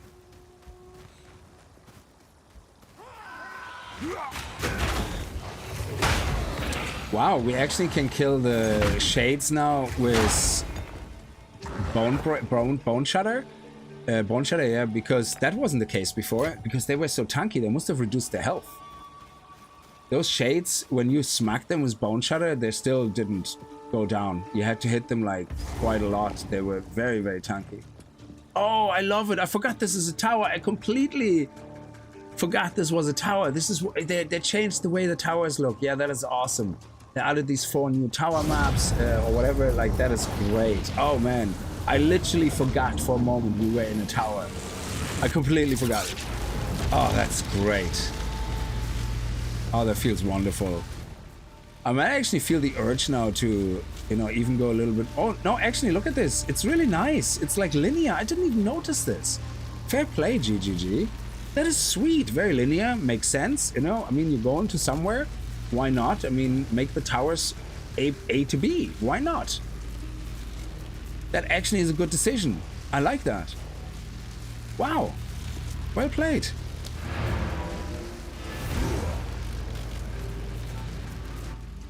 Marauder in PO1 got an obscene power boost with Settlers League. Be interested to see how he compares to the PoE2 implemented mechanically, especially Berserker. Oh yeah, when they add the missing classes into PoE2, yeah. I can't wait for the full economy reset, and I wonder if they're gonna be ambitious enough. No, it's not the right term. They are very ambitious, so I don't want to say that to minimize their ambition. But I wonder if they're gonna try to put at least a mini season feature in the next economy reset, because they said in the interview that either they need to make a lot of changes. It's inevitable. I mean, that's what early access is. And I'm sorry, anybody who says, "Oh, my character is gonna reset and changes," it's early access. Get over it. You know, it's like, that's my personal opinion. Yeah, but so they're gonna have to do a reset. So the way they do it is that your current character will not be touched. Yeah, of course it will be impacted by the balance changes that will eventually happen. Yeah, so that's inevitable. But they're gonna start basically a new league, so that all the new changes, you know, you can enjoy from scratch if that's what you want to do. Starting a new character, playing through the campaign again, or whatever way you do it. Yeah, which I definitely will do because I love that. Yeah. But they're not sure yet if they're gonna do a league purely for the sake of doing the economy reset, so that, you know, fair play, everybody starting fresh, or if they also include a feature, whatever you call it, like a theme. Yeah, so they're not sure yet. I rather they not include a theme if it means they're gonna, you know, burn themselves out and do something that's potentially ending up very horrible. Yeah, but if they're up for it and they have the capacity, I would love to see what, at least a little bit of a theme, what they would put in that makes it a little bit more interesting, you know? So, oh, look at that. That is nice. So yeah, I can't wait for that economy reset, that new league in PoE2. I wonder if it comes like with a new class. It would be awesome if the economy reset that will come would be, here's a slight little theme, you know, even if it's a bit gimmicky, just to give us a little bit of something, you know, that feels nice. Economy reset coming with a new class unlocked. And the theme is around that class, you know? So, which means other classes can benefit from it, if whatever the theme is, because it might add certain effects or something to your skills, or introduces new gems, you know, that could be used by all the classes, yeah?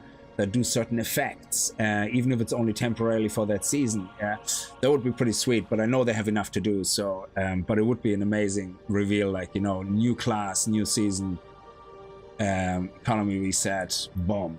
Yeah, that would be absolutely fantastic. Stone Threshold, Energy Shield, not really something I'm interested in. So,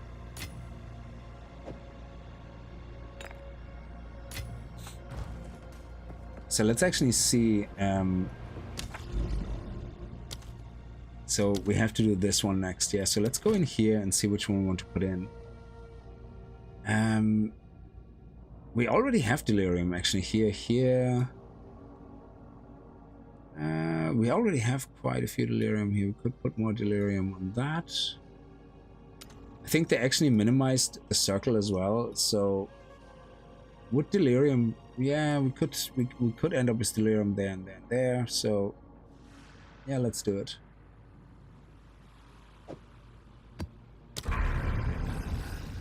Nice. Oh, beautiful. Love it. Okay. If they made some kind of flicker strike that wasn't staff only, I'd call it. I call in sick at work. Yes. Yeah, it's. I suppose in a way some things have to be tied to a weapon type, because I actually would love to play certain. I would love to play Leap Slam on a monk. Absolutely would love Bone Shot and Leap Slam, but you need a mace for it. You can't use a quarterstaff for it. I mean, just imagine zooming across the map and then every now and then just going bam, bam. Yeah, and it's just, man, that must be crazy. Like, yeah, the versatility of movement, like, would be just insane. But I can see why they might not want to do that, because, you know, it would probably create certain combinations that are just power combinations that increase monster damage. Stone build up, monster damage. Let's go with monster damage. I feel brave. And let's do this, yeah. So we have increased experience. Delirious monsters killed in area provide 8% increased rewards. Delirium encounters in area have 3% chance to generate an additional reward type. Ooh, wonder what that is. But yeah, I agree. It would be nice to see more flexibility. H2O, I'm back. How's it going? I'm doing fine, thank you.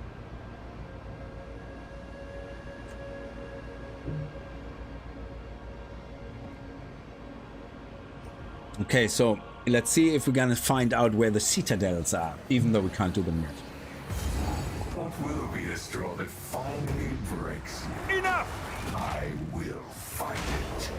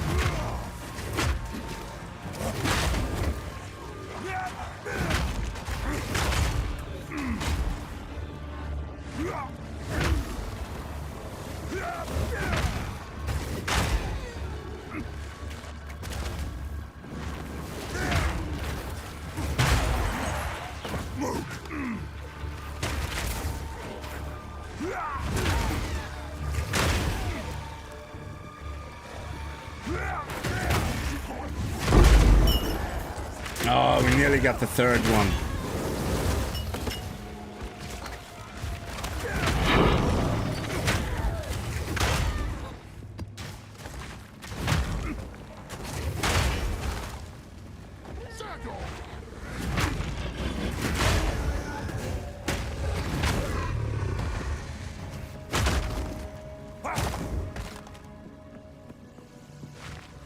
I'm hoping that the design ethos in PO2 will be adding enough skills to offset the weapon limits of old skills that would otherwise damage versatility. Yes, I also hope that versatility means they're going to balance out in the long run some of the ailments, like electrocution is compared to freeze, just not even comparable. Yes, you can have a shock build, the flicker build, shock build. But when you look at Combat Frenzy, for example, right now, if you want to use the Combat Frenzy gem, that gives you the extra frenzy charges, like based on either freeze build-up, freeze, electrocution, or pin. Electrocution and pin is not even a question. There's absolutely 0 point investing in Combat Frenzy, electrocution, or pin build. 0 point. Freeze is just so overpowered in comparison. You would literally, that's like saying I'm gonna play, you know, only allowing one skill until I die. Like, why would you minimize yourself like that, or gimp yourself like that? You know, that just makes no sense. So I think there's like, when it comes to Combat Frenzy, there is no choice. There is no versatility because the other two choices that are not freeze and not cold are just shit. They absolutely make no sense. Oh, wow. Whoa, whoa, whoa, whoa, whoa, whoa. Dude, what the actual hell? These bloody guys are like so strong. Holy crap. Their physical damage like on each arrow is out of this world. Whoa, how did I survive that? Do you see that? There was like 5 or 6 of them. One shot each. Boom, nearly dead. It's like easy there, Charlie. Calm down 400 notches on this.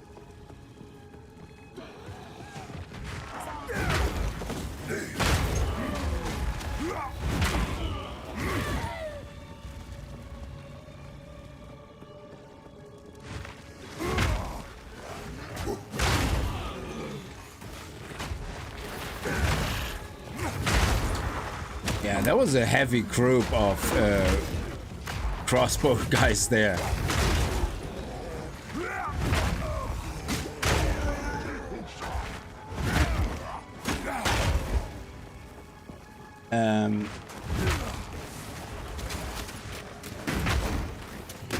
These guys hit hard.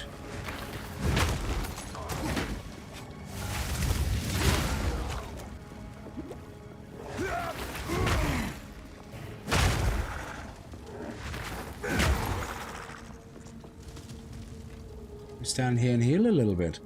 If all weapons get 20 good skills, that's better than say 80 communal skills between all weapons that range from 8s to mind-blowing. Depending on the weapon you use them as. Yeah, actually that would be kind of interesting if there would be a way to make a skill change the way it works depending on the weapon you use. So say they would say, okay, Leap Slam only works with maces. But if you use a quarterstaff, it will work, but the behavior will be slightly different. Instead of jumping, it might zip or something, like to someone. You know what I mean? It would be nice if that would be possible. I mean, I'm not asking for it, clearly, because there's some complexity involved. But I just wonder if it would be possible to have gems or skills behave slightly differently depending on the weapon you use. Rather than saying, this skill is off limits for this weapon.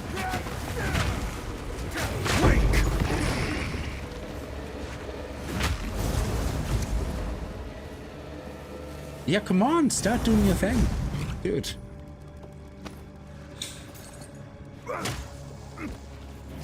I mean, imagine a two-handed mace-wielding witch, but because of wielding the mace and using a certain skill, and because she is a witch, it now does something that affects the minions. You know what I mean? Like, that would be amazing. Yeah, Sunday with staff might be 3 strike bursts with smaller AoE, that kind of thing, exactly, because it's a faster weapon. You give it a little bit of something that makes it act worse in one way, but give you an edge in another way. Yeah. So, JD, how are you? I'm doing fine. How are you? I hope you're doing well yourself. So let's see. Can we go to the other end? Yeah, let's go up here. Look at that. That's awesome. I know we can still have to go down there, but we'll see where the bosses are missing. Oh, burning ground. Get away from me. Shatter!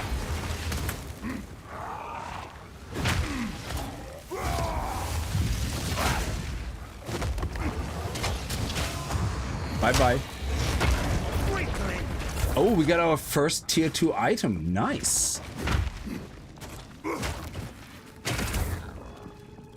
Yeah, them adding that little fast travel inside a dungeon is awesome. Even if it's not everywhere, just in a few spots, but it's really, really good that they did that.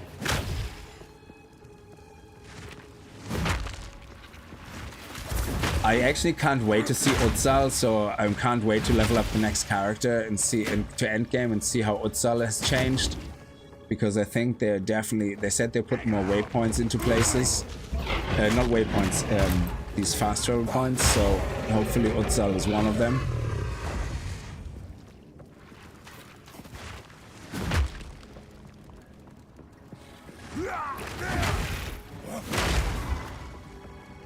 Oh wow, there's a lot of bosses left. This was a big dungeon. But I guess totally worth it. I mean, we leveled up. We got quite a few waystones drop, actually. Oh, whoa, whoa, whoa. Grenadiers, like, holy crap, dude. I love that they have the little bubble now as well. Oh, no, no, no, no, no. We have 2 yellows. That's gonna kill me. Whoop, whoop.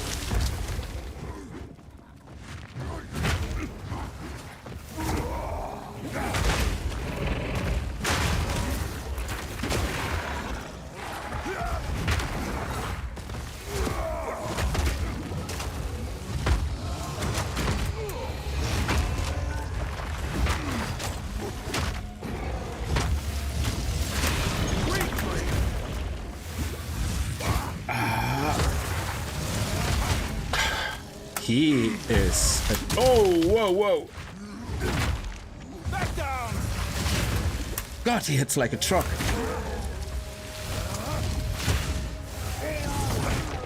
Holy crap, he was tough. He nearly killed me. I was like down to like 5 health or something. Like very, very tiny slivery health sliver.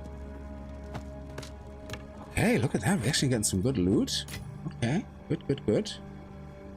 Quality, very nice. Destroy immediately. Quality, destruction.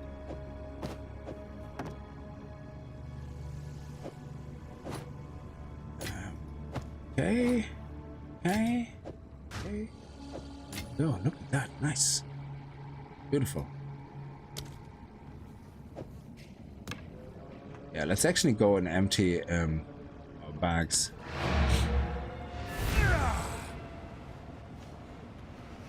I won't be happy until my giant's blood flicker strike dreams come true.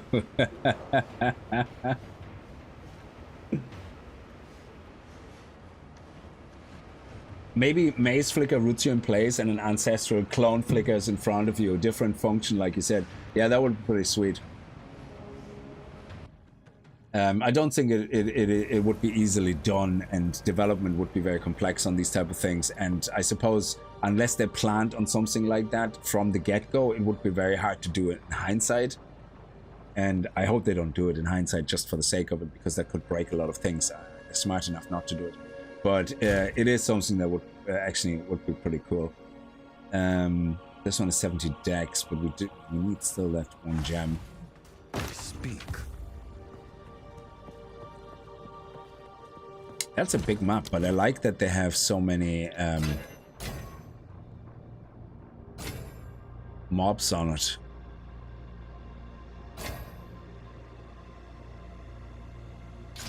There we go, 20%. Boots are next. I'm not getting many replacements right now, so I might as well get everything up to 20%. Why not, you know? Go and put this away. Another T2, keep that. Mapping, bam, beautiful. Put that away, and the rest is history. Good eating.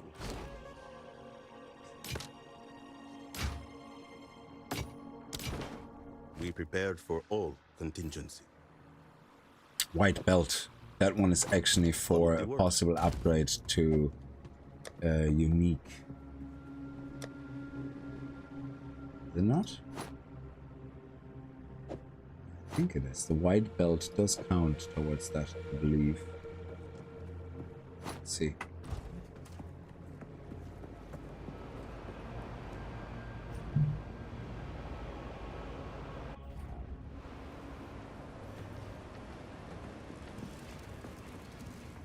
Yeah, we have a mob. Oh, there's a boss actually up there as well. Might as well just quickly backtrack to there. It's quicker to do it now than later.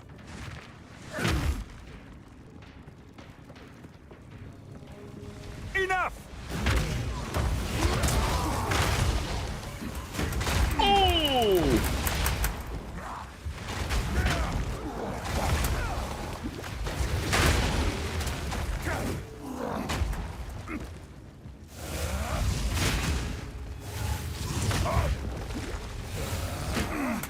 my god, it keeps interrupting me. Oof. Nice. Oh, this is so awesome. I don't know where I want to use it though. Where do I want to use it?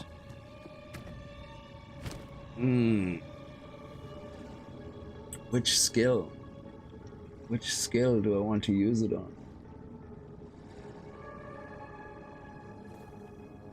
Either Leap Slam was another utility effect because we can't make it stronger, or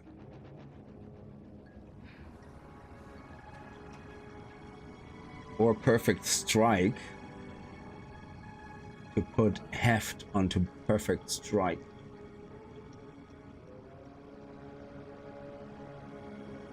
I'm not sure yet. I'm not sure yet.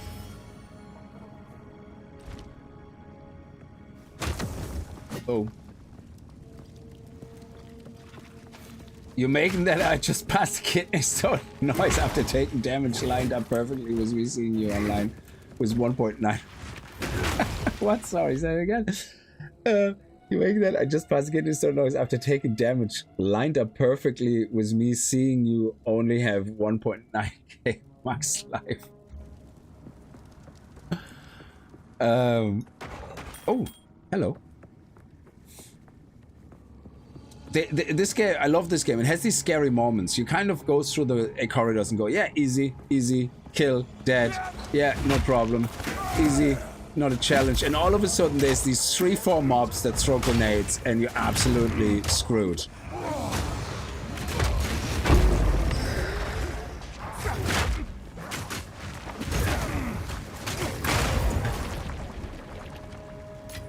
It's getting a bit tough now. We need some defense. I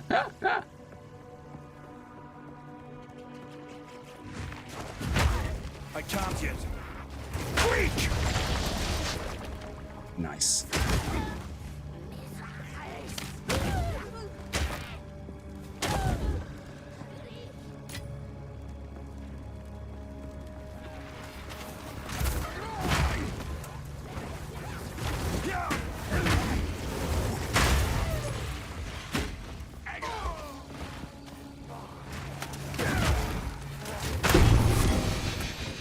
Ooh, what is that?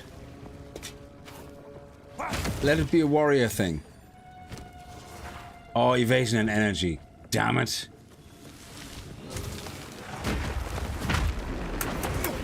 Oh, it has these balls. No.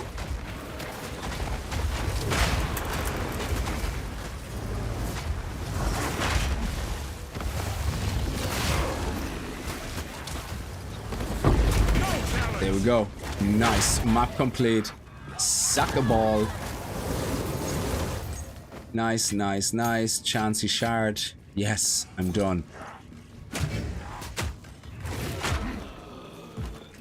Yeah, them actually reducing the grenades they throw to 2 is so great, because sometimes you come across a corner and there's like 4 or 5 of them. They each throw 4 grenades and it's like, okay, that's it. I'm done. I might as well just sit here, light my cigarette and die. I don't smoke. I'm just saying, like, in the character's mind.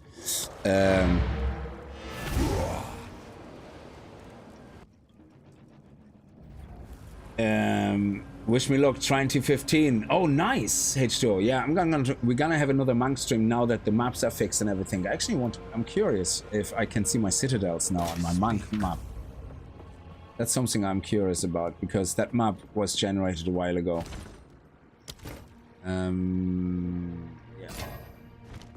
So what is that helmet? Look at that. Increased evasion and energy shield 108%. Wow. It can go up to 150? Critical hits poison the enemy. Awesome. 14 dexterity, 14 intelligence, 16 intelligence. This is great for the monk. Wow. Oh my god, I would love that on my monk. But my monk is standard league. Oh yeah.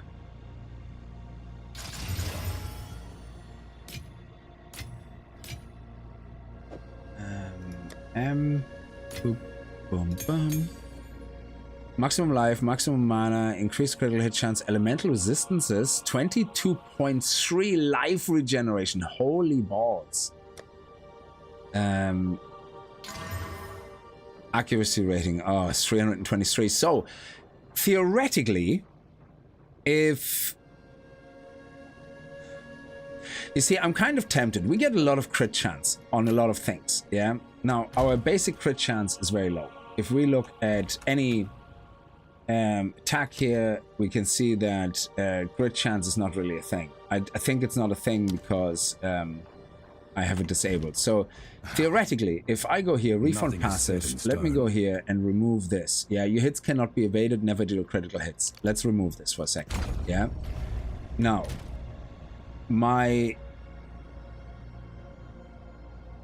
let's go into the attack. So we do less damage now because our accuracy is only 92%. So it kind of lowers that. But critical hit chance is 5%. 152 critical damage. But if we look at the passive tree,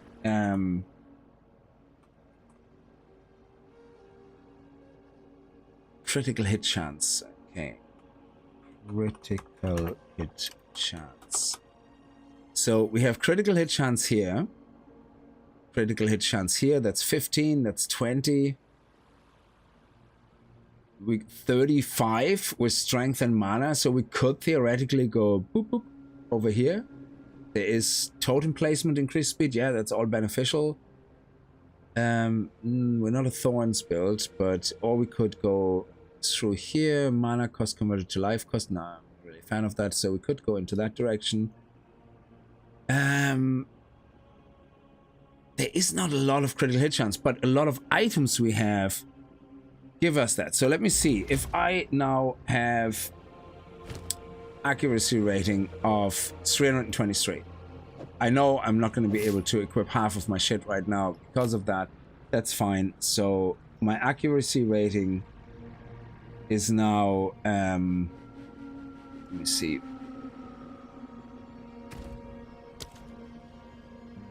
The 1065, yeah, much better, but our critical hit chance is only 565.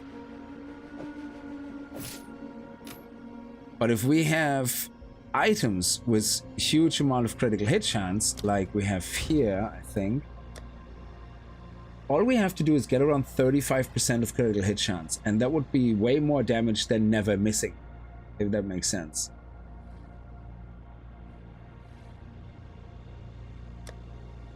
Maybe it's too early to swap away from that, but I think at some point we're gonna have to consider just moving away from that notable or keystone passive.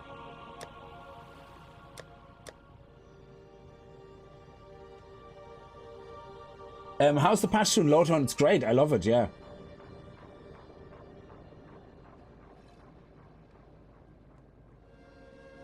Crit chance can be a trap. Yeah, I totally agree. It can, yeah.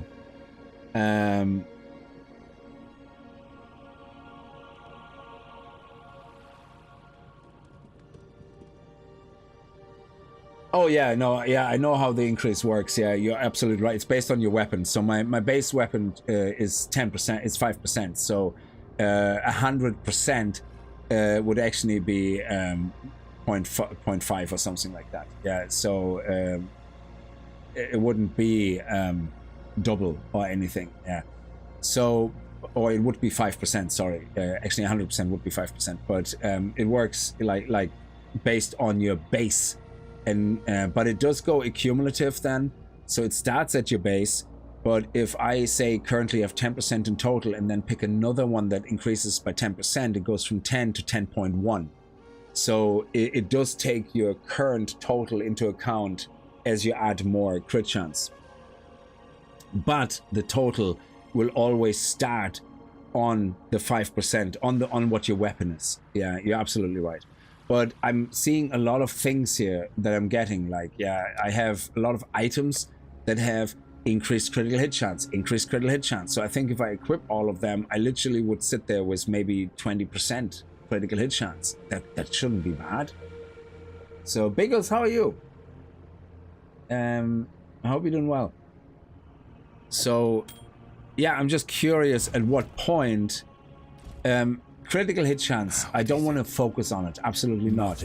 But I think right now I get so many items with accuracy, I get so many items with other stats that are null and void the moment I go into here, where I think, is it really worth it to have this keystone? You know, if I get so much accuracy really on all my items that are never gonna be missing anyway. Yeah. So, oh, what did you get there? You can't share with me, you know. Oh, evasion and energy. Oh, armor, evasion, and energy shield. Crap.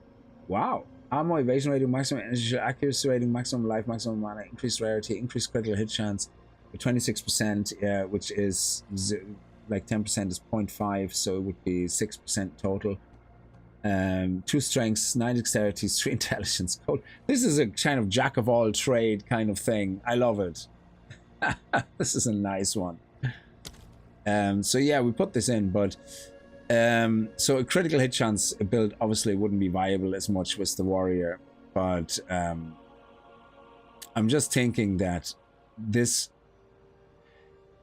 I suppose my point is, if accuracy is so easy to get as a warrior, and we actually can get enough accuracy easily without going out of our way to never really miss a hit, then even a 5% crit chance is better than this keystone, because 5% of the time you do massive damage compared to just all the time doing normal damage, assuming you never miss anyway. So yeah, I think later on we're gonna definitely remove this, because we will have enough accuracy on items that it's just not gonna be worth it, like to have that keystone. And then sure, 5%, 6% critical hit chance, it's not something to rely on, but at least it will trigger every now and then, adding to the damage. So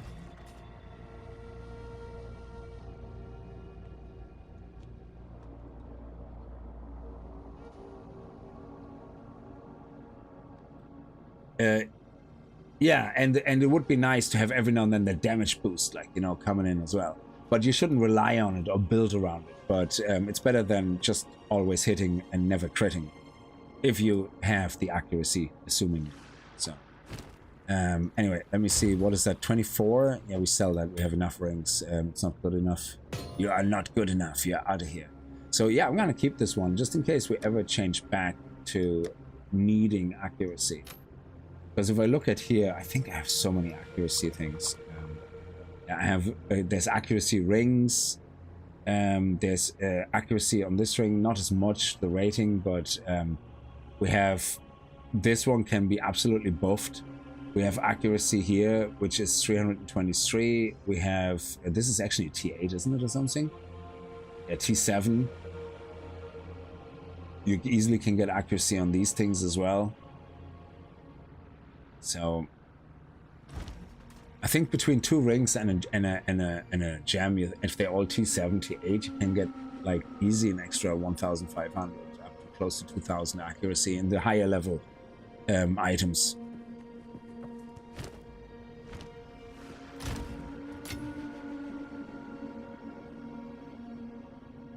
Yeah, we sell that. Greetings. We prepared for all. Time is not on our side. Yes. We leveled up a few times. Is there anything here? Oh, this one has attacks per second, which is really nice.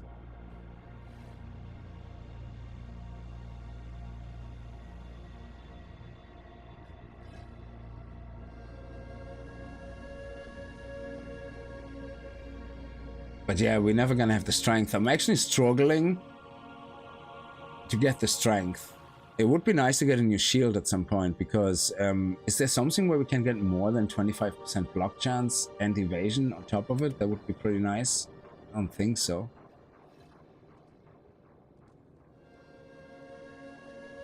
Armor and evasion. Oh, okay. Yeah, no, my current armor and evasion is like massive. I got really lucky on the rolls there. We have like a T6 armor and evasion roll. and another armor and evasion roll, T4, and another T1 armor and evasion roll percentage. So we got very lucky. I don't think I'm going to be replacing this chest anytime soon. Quicken your pace. 300 on gloves, helm, and amulet and rings is 1,500. Precision makes that 1,850. So grabbing a few tree notes. Well, the amulet I have is already over 300, and that's a T7. So you can get T8 or T9, I think, rolls. So you can make 300. Yeah, you can make 3,000 easy then. Yeah. A few tree notes and or some other percentage increase. Yeah, I think you're right. Yeah, it shouldn't be that difficult. So now we can go in here, I think. Why can we not go in here? I unlocked this.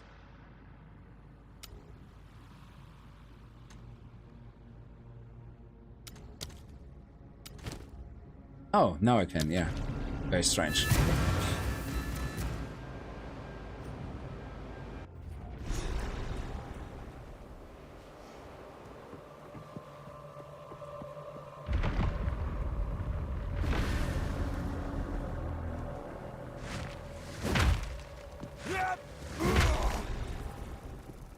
Okay, excellent.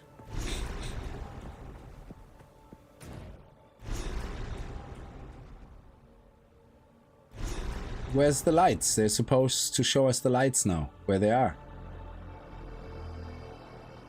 Why are they not showing me the lights?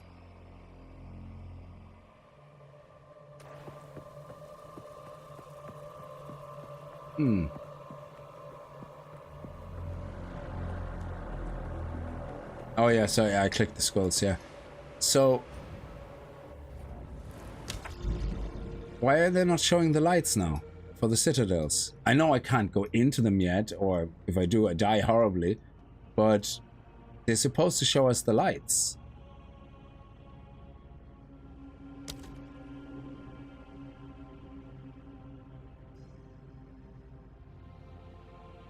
Wasn't that the... Oh, man. Is there something where it's level restricted or something? Let me go and log into my monk.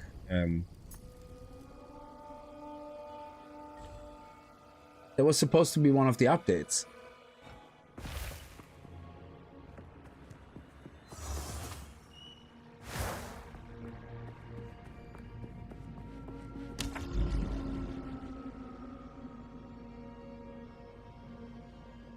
Great.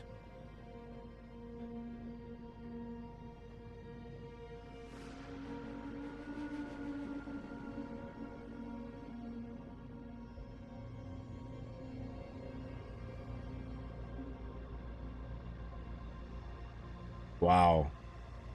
So this is shit. So there's no improvement like for me at all. So I'm still gonna sit here like a numpty trying to guess where they are. That's just bollocks.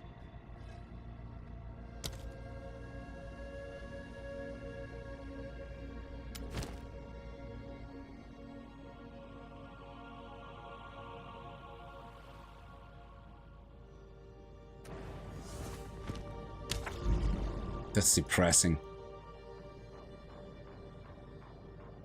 And I already moved so far away from the center. I mean...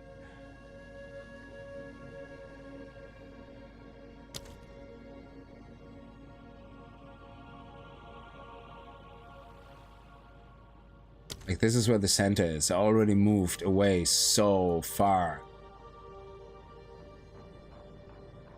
And it's still not there. That's... Oh, that's just crazy. Maybe I have to activate a new tower. I don't know.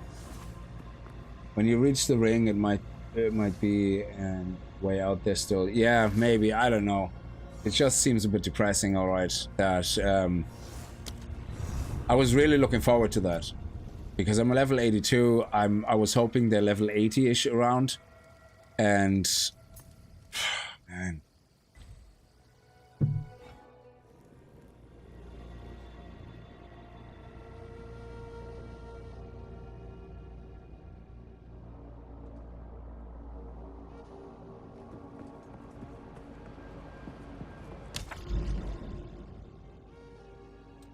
Okay, let's see if we can do...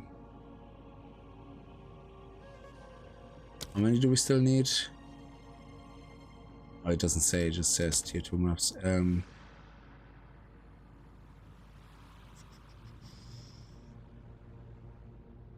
Oh well, let's just go to any of them, I guess.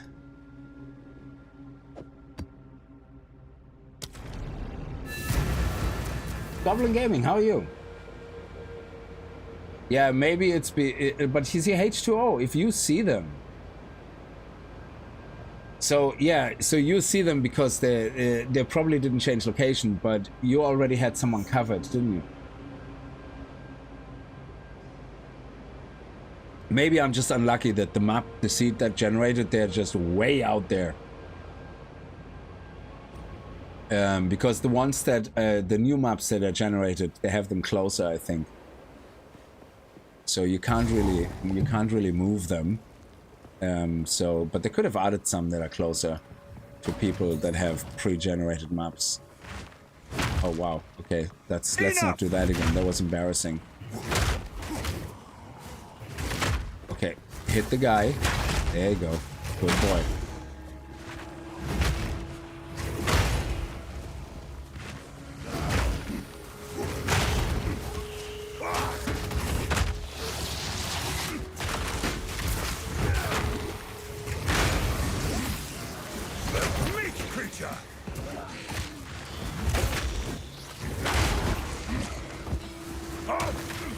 Wow.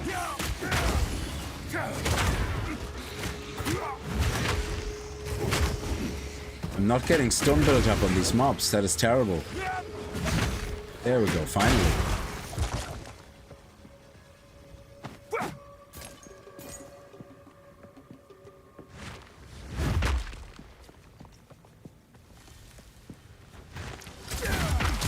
I can't yet.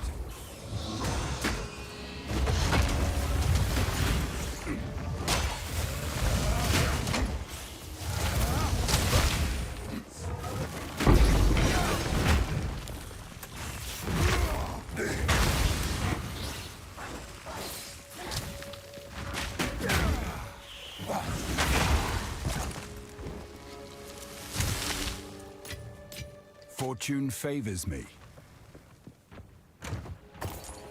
Enough!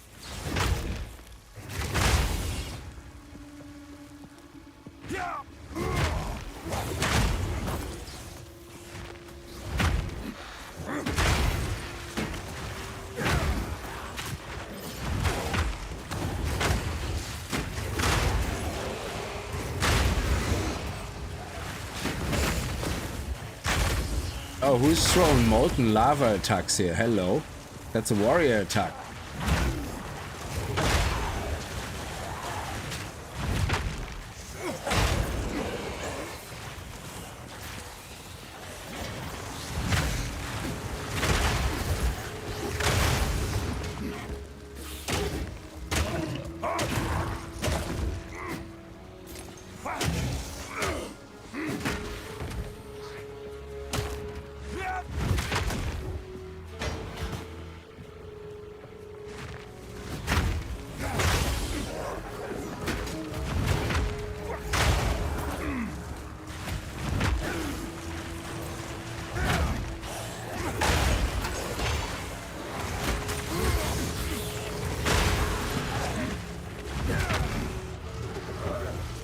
No chance.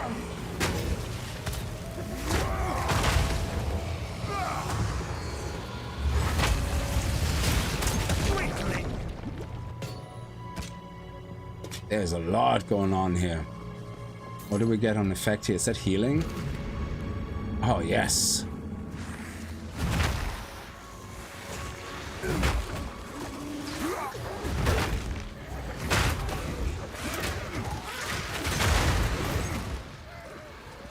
Nearly died there. Nearly died. That was a bit risque what I was doing there. Okay, we need bigger range of picking up money. Like we shouldn't have to walk directly over it to get the money.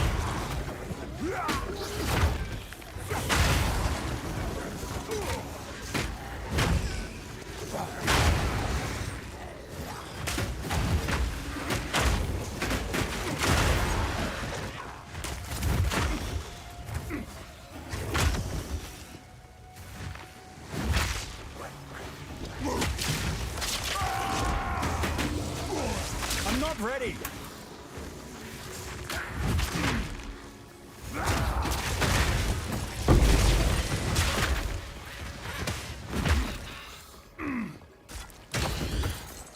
Oh, we got another tier 2. Ooh. Tier 2. Oh, which one is the tier 2? Ah, armor and energy. But we got armor and evasion here. 55, 55. Yeah, that's... Ooh. It might... And no, it's already 16 quality. So unless we get some really good rolls on that, it's not going to be much better.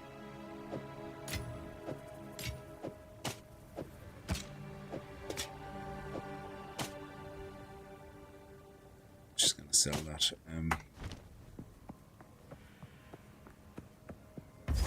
Willow Universe today, how are you? There's a face I haven't seen in forever. Holy smokes. Yeah, I hope you're doing well. Sorry, it took a few years of Twitch. I'm not back on Twitch now. Back. I stream mainly on YouTube, but where OBS has a new update where multi-streaming is like included in OBS with stream elements. Like, so I just click a button and it streams on Twitch as well. And I don't have to go out of my way to do anything, which is great. So while I'm still streaming on YouTube as a primary, I'm very easily now able to share to Twitch, which, and I know a lot of people still support me on Twitch, so I thought, you know, might as well see if it works that they're, you know, pop in and say hi every now and then. So, you know, that would be great. So, yeah, but mainly on YouTube. And I know a lot of people who watch Twitch don't watch YouTube, so hence we're trying this. I don't know about anyone else, but I have to kill everything on the map. Maybe that's why I'm still on tier 3. Yeah, sometimes I do that when I don't get... When I get enough waystones, I don't. Or when I'm very close to leveling up, so say like 5% away or something, I like to clear the map as much as possible. But otherwise, I'm like, yeah, next map. Shatter!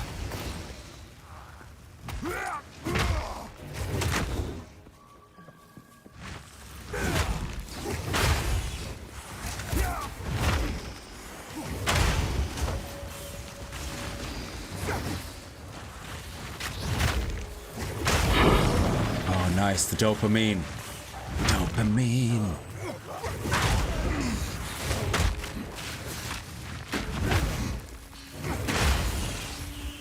Yeah, my damage is starting to slowly, or the range of things. Yeah, it would be nice to increase the range of things. A little bit more.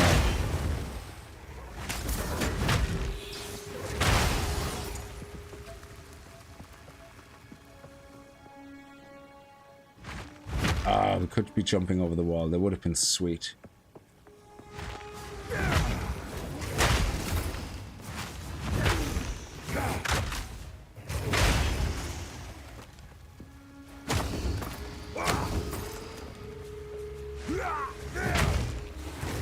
Where did the skeleton have his pockets that he gets over 600 gold fall out of his rib cage, I guess?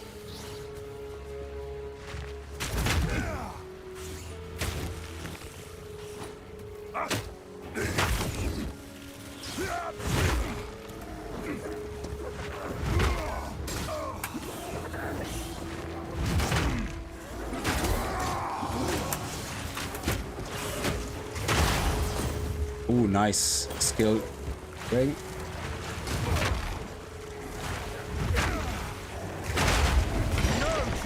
There we go.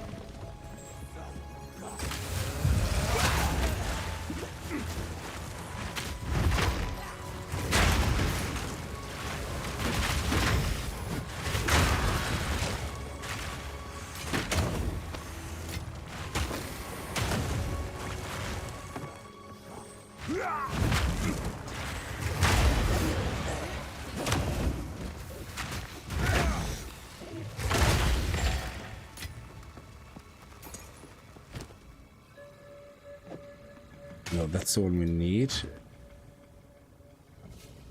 There's a socket.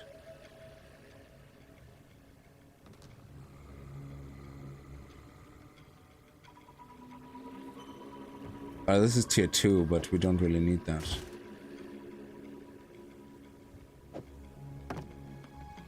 Okay, let's empty things.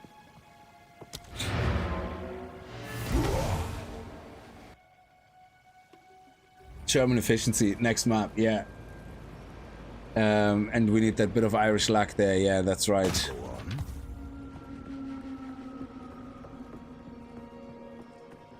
Yeah, I don't know, every time I mention anywhere on any forums, yeah, that I just don't seem to get lucky with a lot of the waystones, especially at tier 10 and tier 11 around. People are like, you're doing it wrong.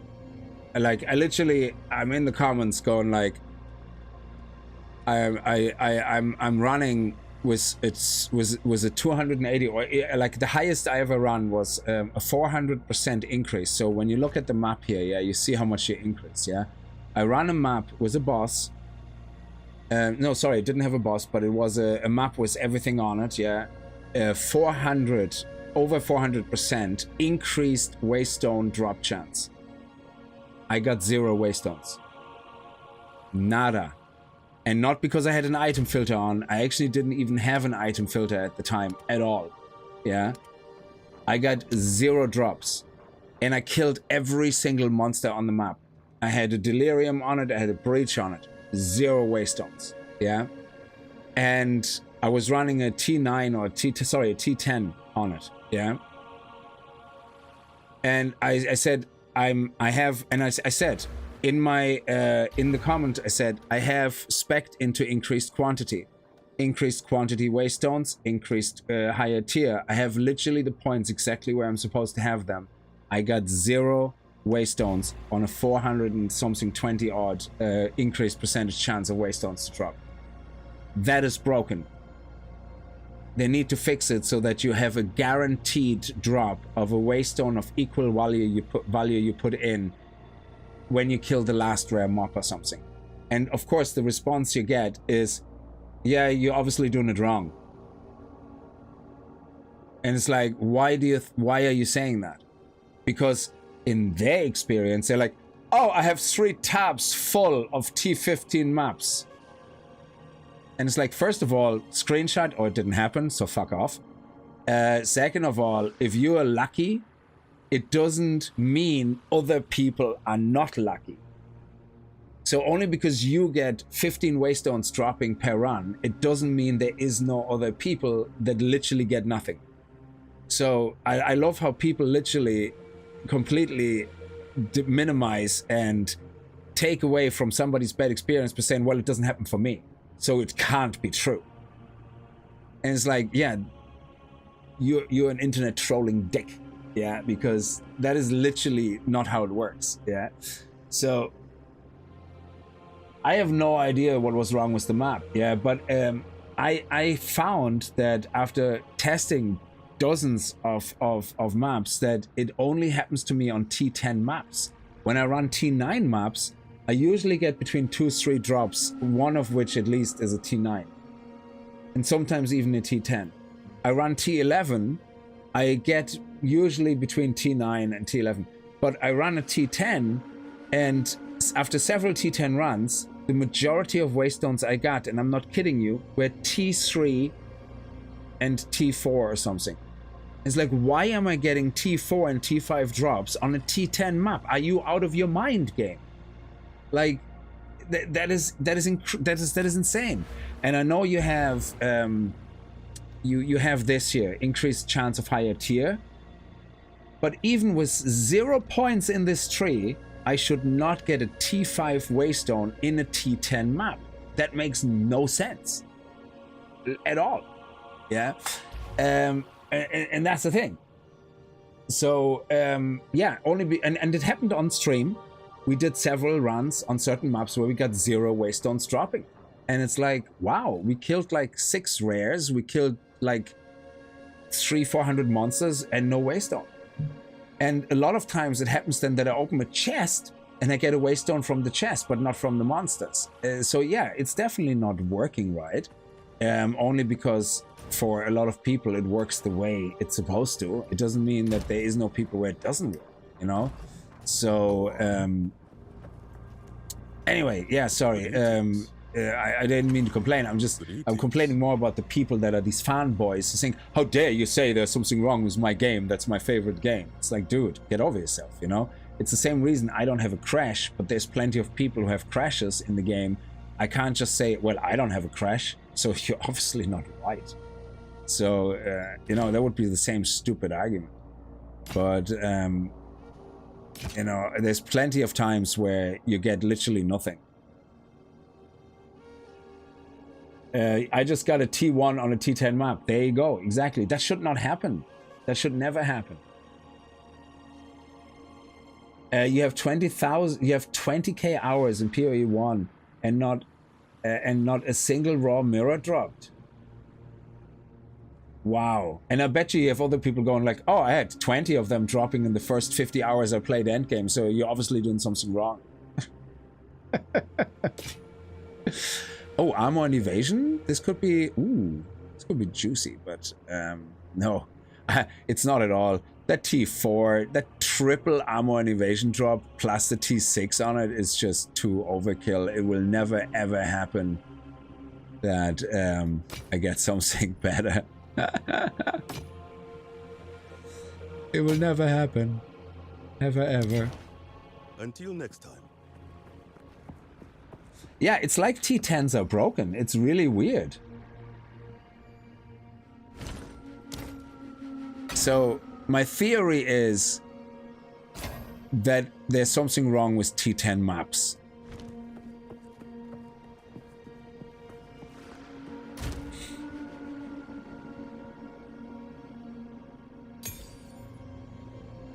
Ooh, nice. That's actually really good. So we can have two attempts now at this with the warrior. I love these additional skill slot rings. They're very sexy. There's 3 now. You can only put 2 on. I really wish these runes would go somewhere as well into the currencies or something. I don't know, or somewhere different than I just put them here, but it's so annoying. You have to select a tab every time where you want them to go in. It's just, ugh. So we still need T2 ornate belt. That might be, is that one of the belts? I think so, yeah.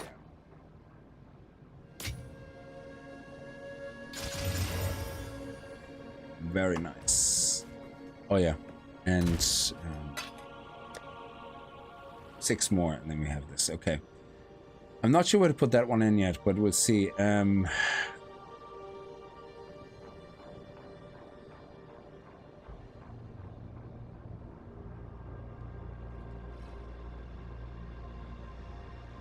we need a new shield.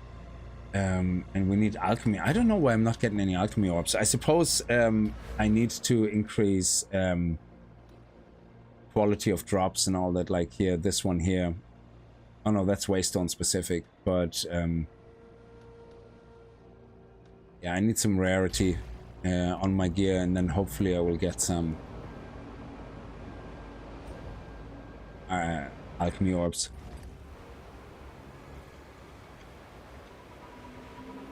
Oh, PoE solved that with Waystone leveling the whole Atlas to eventually be all T11 minimum to stop map starvation.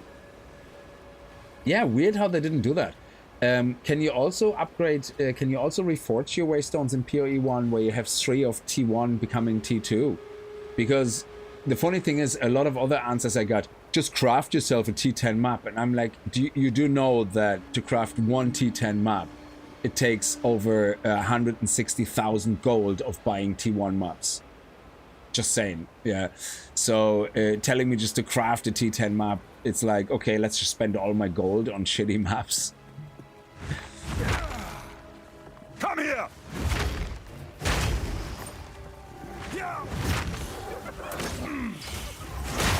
Oh, that was a nice explosion. Very satisfying. Stop interrupting me!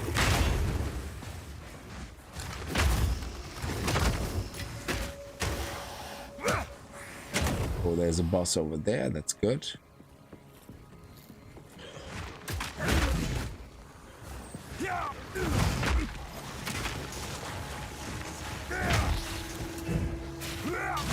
Now we wait for the boss to come out.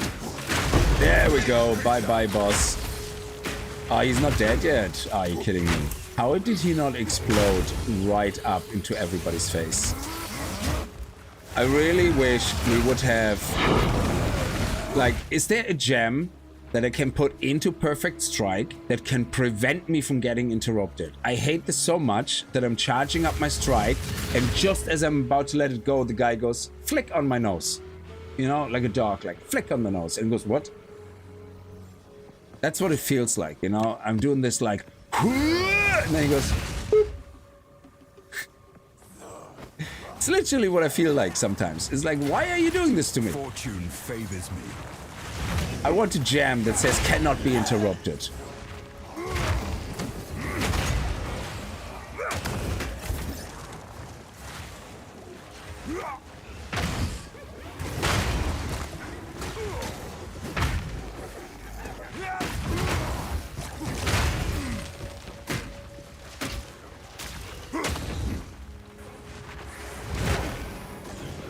Because when you get interrupted, I would assume it should be an impactful attack.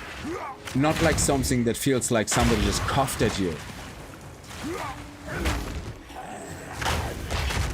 I think that's what actually bothers me about it. It's not that I get interrupted that bothers me. It's that the attack that interrupts me is something like this. Seriously, it barely does damage to me. How does it interrupt me?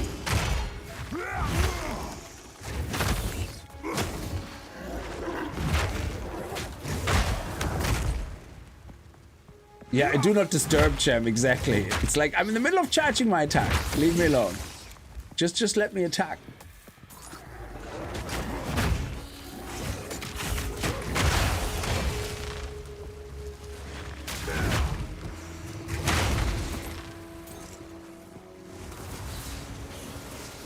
Come here!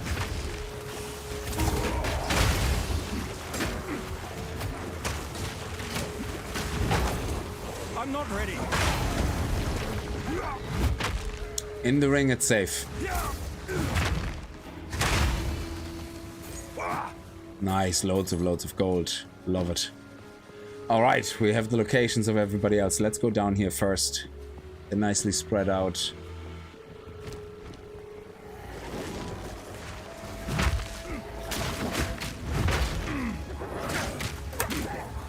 Stop interrupting me.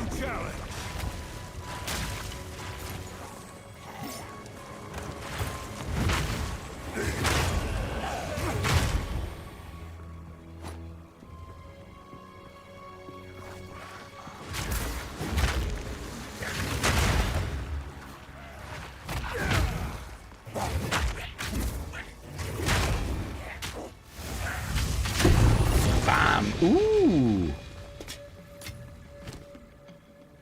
Evasion and energy. Again, are you kidding me?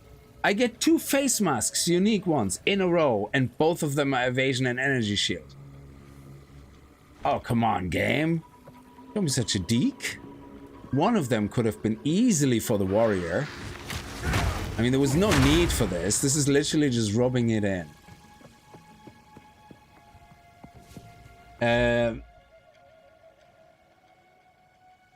Have you not taken iron? Oh, iron reflexes? There's a keystone on the tree that's like can't evade but stun immune. Can't evade but stun immune. Oh, I will get all the time hit, but yeah, that's not good because I use evasion in my build. Armor is still so terrible that I'm using evasion armor mix, so I do need evasion because I'm kind of relying on a mix of armor, evasion, and block, if that makes sense. So I kind of spread out my defenses rather than... Ooh, being frozen in fight. Actually, that would be interesting mechanic. If I'm frozen and somebody hits me with fire, my freeze should melt. I shouldn't get fire damage until my freeze is gone. I mean, it kind of would make sense, no? Feel my wrath!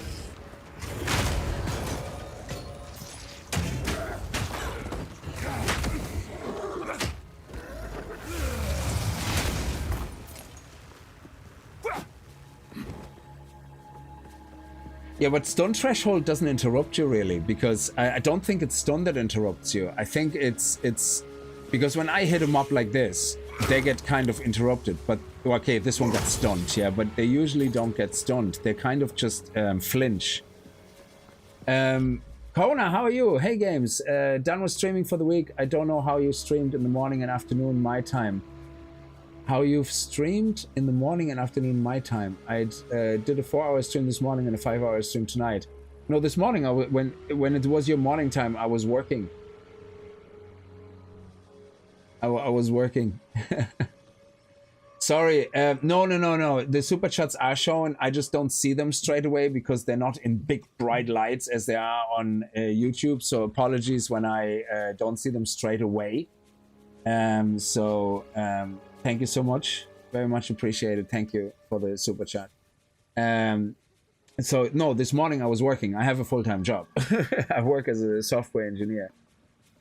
So I work from, until 5 o'clock at night. So when you're streaming, I'm working. And tonight I'm streaming. So that's the difference. But yeah, 206. So yeah, it took me 4 minutes to see it. Sorry about that. So sometimes it takes a couple of minutes for me to see the new entry on the activity feed because they're not in bright colors like they are on YouTube. So I kind of have to check and make sure I see them. So if I don't look at the screen when I'm doing mapping, I won't see it until I have a look and check. So sorry about the delays. Is this 2 bosses here at the same time?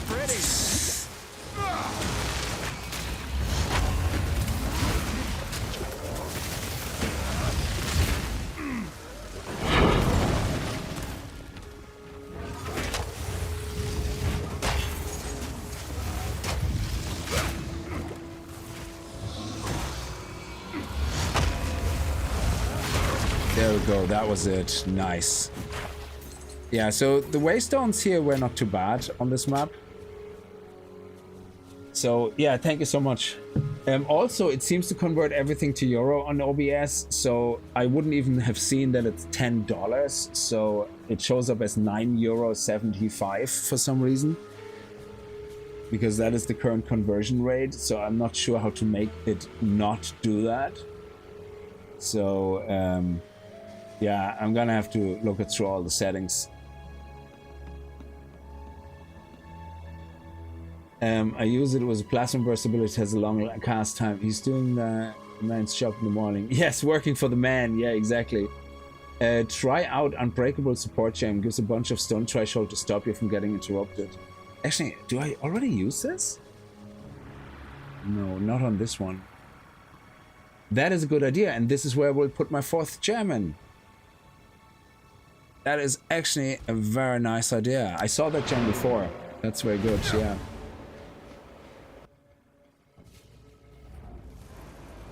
Yeah, working for the men. Working 9 to 5.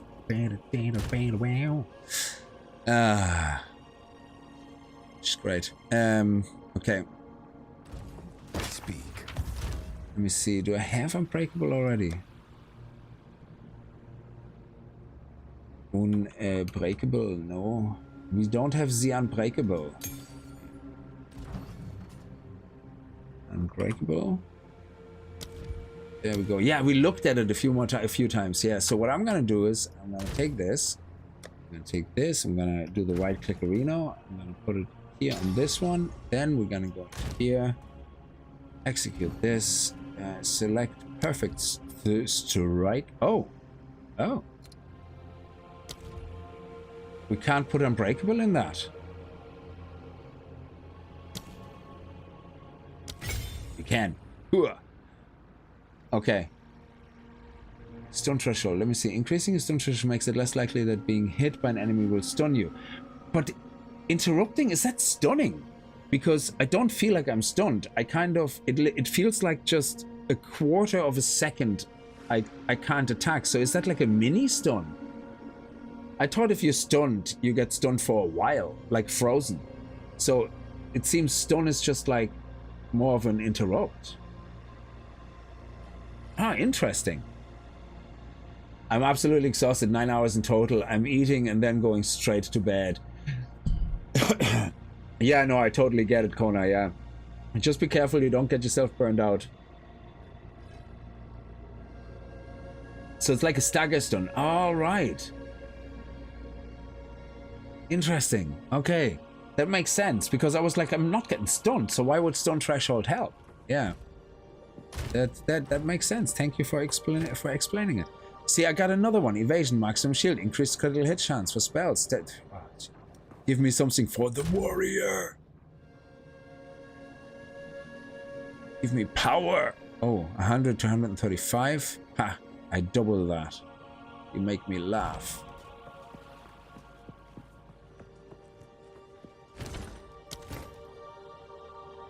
Quality. Yes, okay.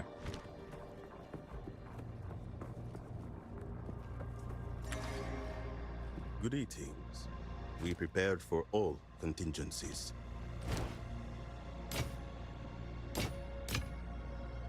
Oh, you can actually do waystones as well? I didn't know that. Huh.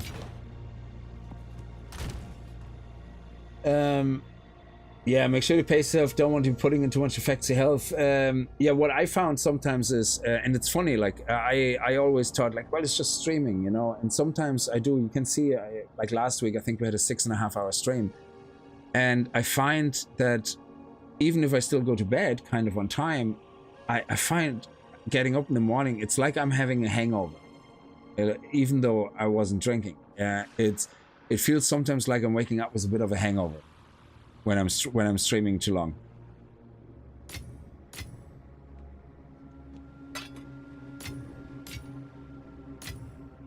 And yeah, so yeah, and that's usually I take then a day off. So you see me sometimes not stream, and that's usually because I'm just too tired, and I'd rather not burn myself out. That's why I don't like sticking to a schedule, because I would feel the pressure too much that I have to stream. And I was like, nope, I'm just gonna take it easy. Ooh, oh my god, look at this. Did you see this belt? Look at this. 3 charm slots. Guys, we got 2 charm slots. Extra 2 charm slots, and it's a T2. Does that mean if we get a T3, we get an extra 3 charm slots? That's amazing. Stephen, later, see you later. Thank you so much for popping in. Very much appreciated. That is the very first time I've seen this. Maximum life, increased charm effect. Wow. What else can we get on this? Flask recovery rate. Yeah, overpowered. But look at all the T2. We get T9 maximum life, though. That is crazy. We got lightning resistance here, 11, and this one has 11 light. It's much of a muchness, so we should have 0 issues replacing this. That is amazing. Wow. So now we can put the firecracker in here as well. So we have fire, ice, and poison sorted. Sorted. Nice. That is sweet.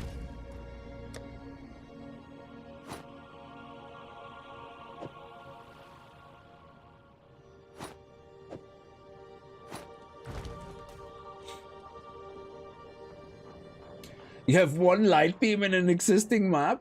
Oh my god. Yeah, no, Kona, definitely get some good sleep. Yeah, buy a lottery ticket right now. Valid for the content. No. You know what we're gonna val though? The T2. We're gonna val this one. Okay, you ready? Because now I have this one, I don't care. You know? I'm the type of guy who vals in safety. Okay, let's see. It even can get some more attributes. We could put some more attributes on first, you know? Oh man, I like the maximum life. Let's do it, screw it. Okay, I don't know. I can never see what happens. That's the thing. So 28, 33, 1, 11, 9, 10... Yeah, we lost it. We lost it. And we got 14 cold resist instead. You see? 1 charm. Yeah.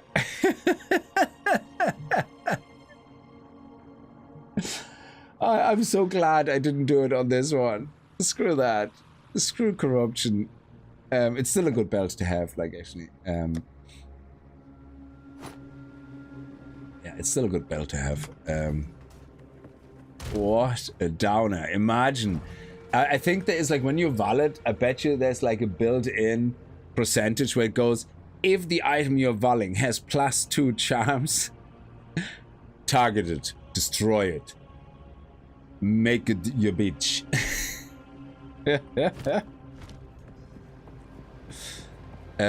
We were finished with this map, didn't we? Just let me double check. I used up the bad energy while the belt you're using. No, do not even get me started on that. I'm not doing that. No way, dude, no way.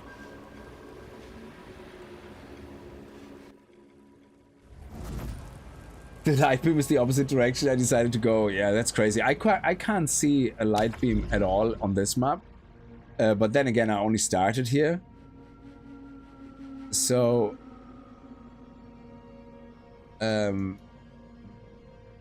but even on my monk map, where I already went into a certain direction for a while, I have no light beams. What would be nice, I mean, if they already show you the light beams, I think what would be nice if you could see like a little icon like this here for the citadels. And you click on it and it brings you there and you see, oh, it's this, because you cannot zoom out far enough to ever make sense. I mean, it goes here, someone says, hey, there's a light beam. I'm like, okay, I don't know where the hell that is in the context of my current position. I don't know. So, yeah, I think they definitely need to work on that a little more. But otherwise, they're going in the right direction. It's great. So let's go and, ooh, let's do this map here. I don't like explosions, but delirious things are always fun. Oh, we have to upgrade these. I didn't realize I haven't upgraded these.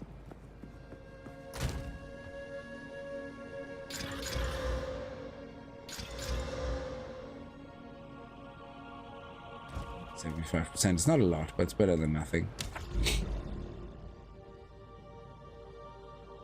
Yeah, you can zoom out further. There's a glitch.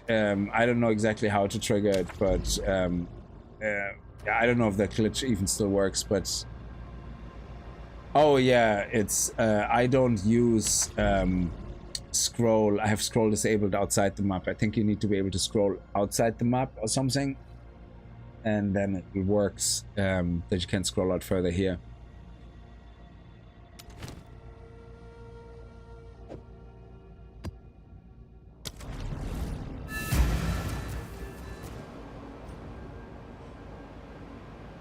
It might not still work, yeah.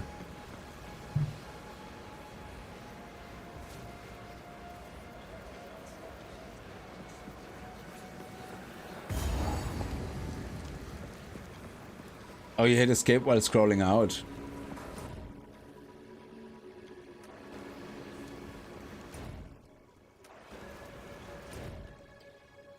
Yeah, I don't know. Just giving me a fit. The face that stares back in the mirror is a stranger. Enough!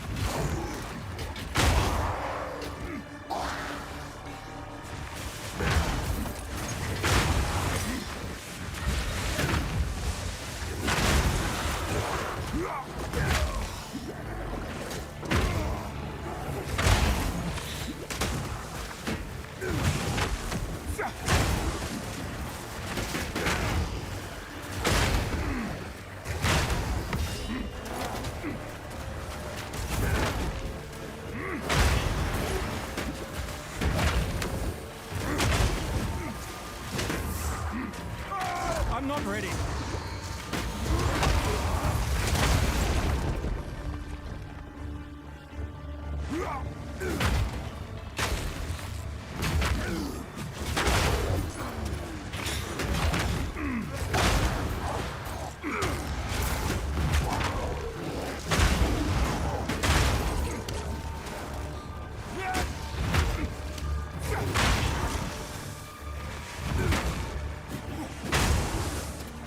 Oh, we're up to 3. Can we get to 4? We haven't reached 4 yet in any of the maps.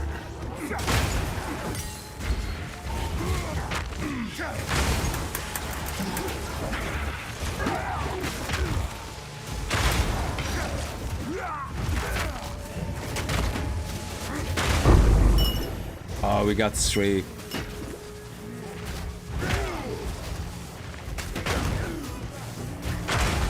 There is so much going on.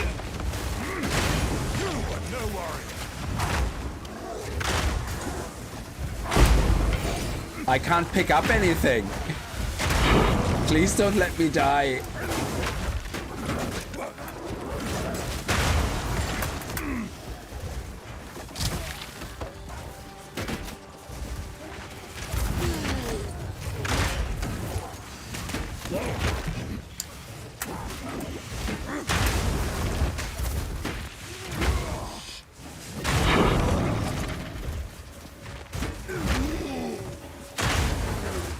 Okay, are we all chill now?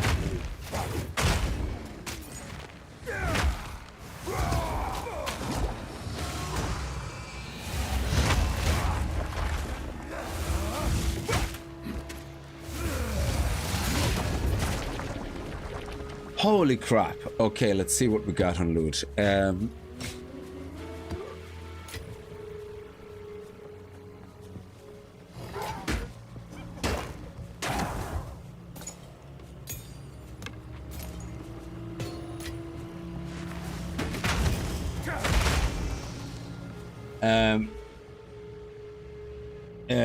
The last comment to H2O is for you as well.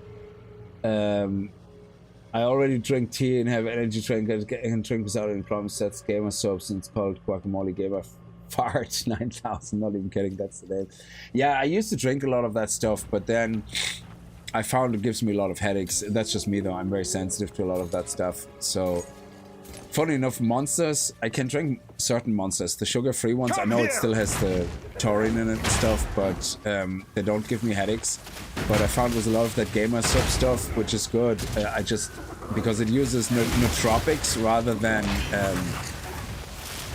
taurine or whatever it is, it is kinda on your system. I need more Oh, time. they interrupted me on the Hammer of Gods, you little shit. Let me get out! You're slowing me down. I don't like this. I'm not a fan of your hyperactive attacks. Fuck you. Oh, man. What a bastard. I was just about... Jesus Christ. Like, this snake was like... It's like non-stop. Ah, well. We got some waystones out of it, so it's not the end of the world. Speak. And we picked up our staff, like, which is great. We lost some XP, but we gained a lot of XP already, so it's fine. We have loads of these now, which is great.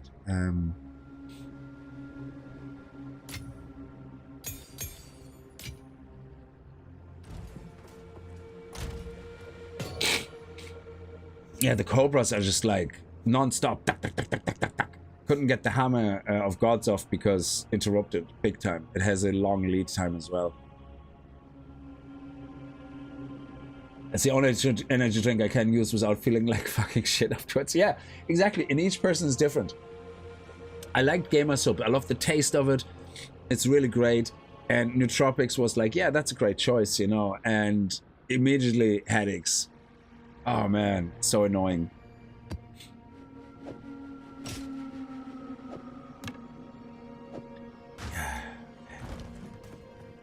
Yes. Here is what we have. I know that one gets. Not on our side.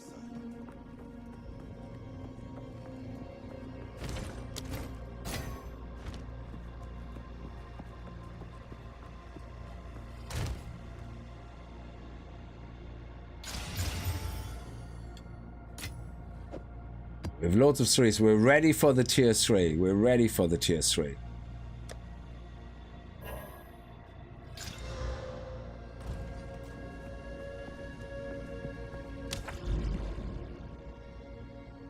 Yeah, we need that tower, so we have to go back in there.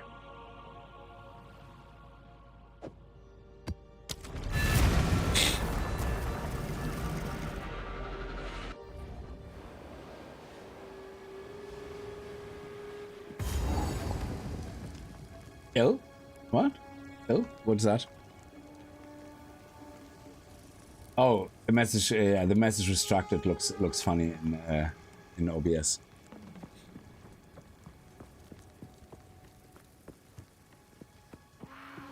Enough!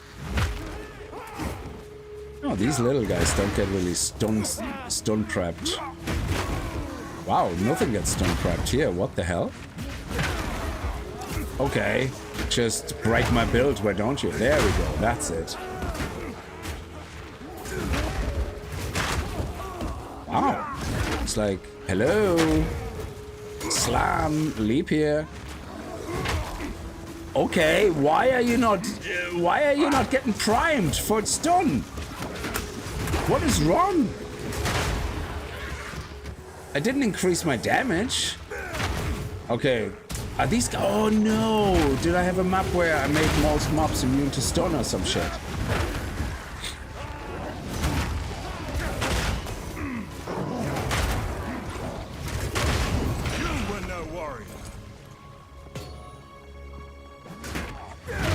Yeah, there we go. That works. But Genie Mac, all the other mobs were like, nope, we're not gonna give you the power to explode us. What are the mods in the map? Yeah. Increased rarity. Monsters have a chance to steal power, frenzy, and endurance. I don't use charges, so that's fine. And increased waystone on the area. So very strange that they're... Yeah, it must be just the type of mob. Yeah, see, I usually get at least 2. So, okay, I wonder if I need more damage now at this stage. Could be that I'm not doing enough damage anymore. So if the average mob I have to jump in twice, that means I can increase my damage a little.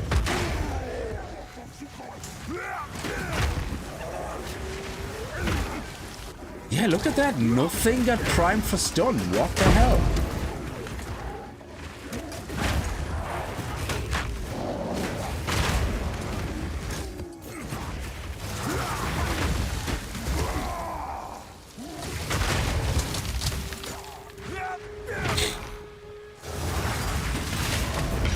Oh, that was beautiful. That was beautiful. Right smack in the face hole.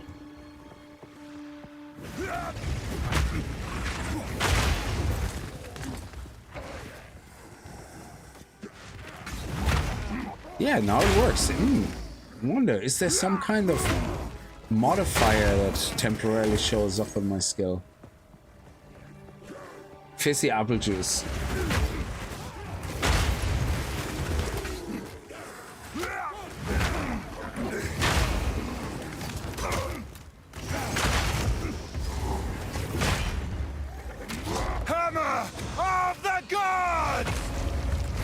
Boom, baby. Sorry, what was that? Hit tab, you can see mods. Nothing weird. Maybe it's because they have more HP. Could be. Apple and Kiwi relentlessly was like blue angel piss. Tasted and looked amazing before they ripped all the fun chemicals out of it. It became fizzy apple juice. Oh, Rockstar OG is awful, but they have pretty taste flavors like Tropic. Yeah, I love a lot of the flavors. Some of them just upset my stomach. Anything tropical, I love the taste of. It just immediately upsets my stomach.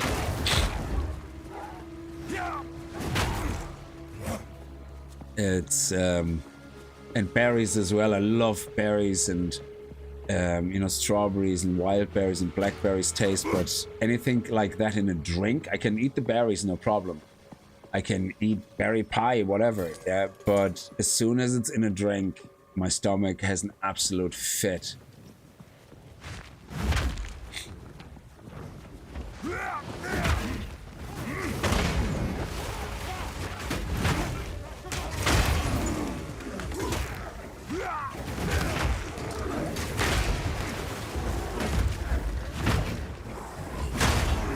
Jump behind enemy lines there, like heroically.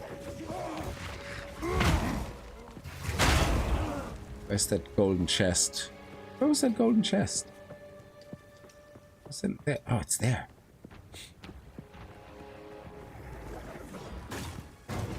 Yeah. Golden chests are so disappointing most of the time. It's actually crazy.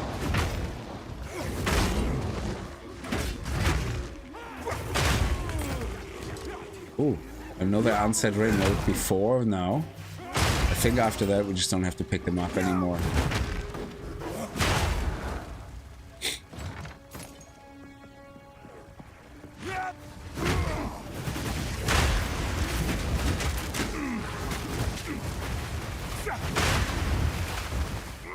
Oh, let me pick up the item for crying out loud.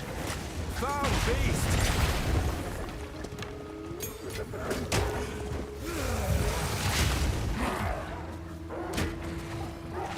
Making me go in circles. Circles.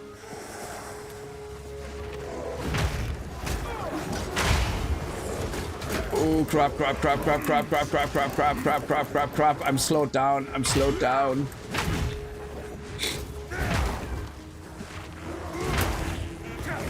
Oh, yes.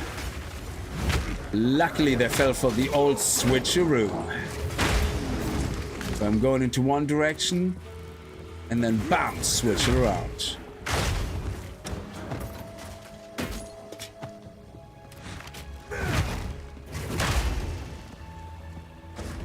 Ribena is like the Antichrist figure. Yeah, it's not too bad. Ribena, I don't like the brand, but we have a similar brand, and that's not too bad because you can water it down more. Summer fruit is okay, but anything pure cherry, you know, or pure berries, like in one flavor, it's just. But I love a good berry pie, like, you know.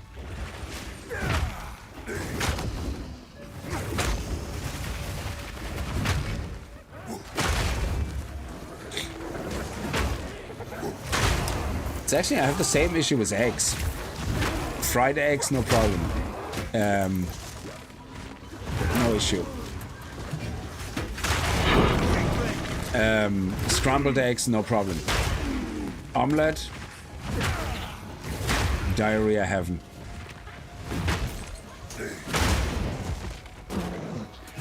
It's crazy. And I'm not adding any oils or anything. You're talking literally just putting the eggs into the pan, fry them, no problem. Like no oil, nothing, just spiegelei, you know, like fried egg, whatever, sunny side up. Yeah?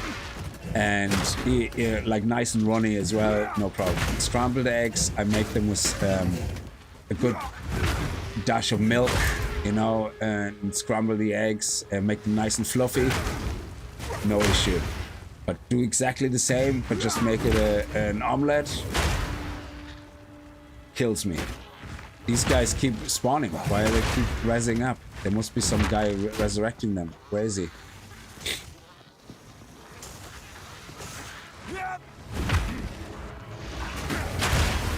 Very strange. Ooh.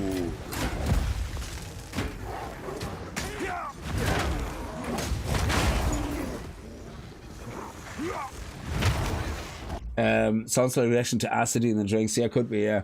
Blackberry beverages are amazing. Black cherries themselves. Oh man, I tried for the first time cherry Coke. I love it.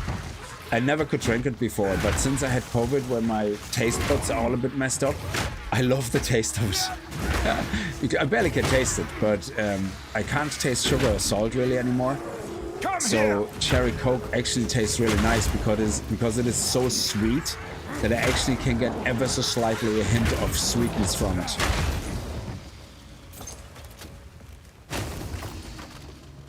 But I literally can put spoons of salt in my mouth, nothing, no bother.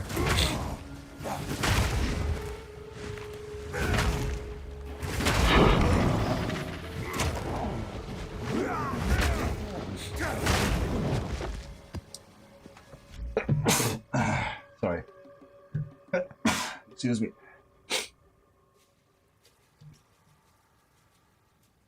I think I might have a sensitivity to large doses of caffeine. Could be, Kona, could be, yeah. I know if I drink too much coffee, it also hurts my stomach. But I have to drink very milky coffee. Gesundheit, thank you. You do not belong in here. Ah, okay, this one is very close. I should do this one first.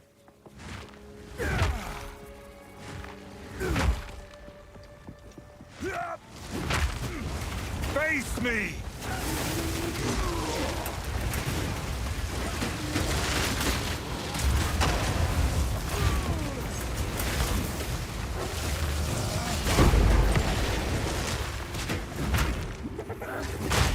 Nice. That was well played. Well played, my friend. You died heroically.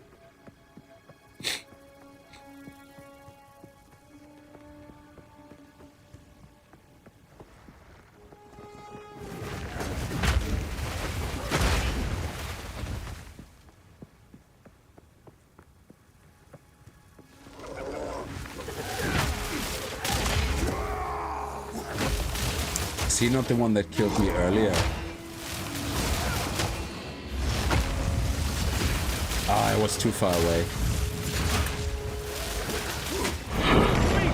Yes. T3, love it.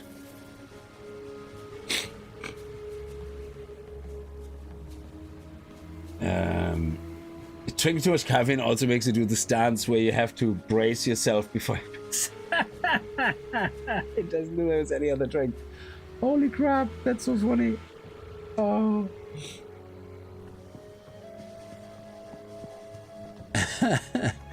It's a special man stance. How are we doing on space? We're actually pretty full. I think we're gonna have to give it a quick empty here. I don't know why my nose is so runny now.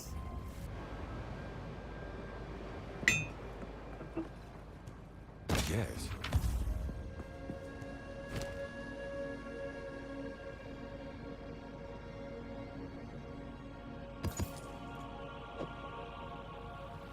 Oh, this is the unlimited one.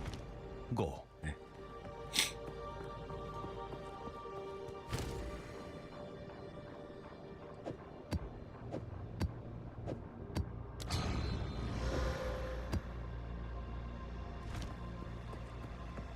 Oh yeah.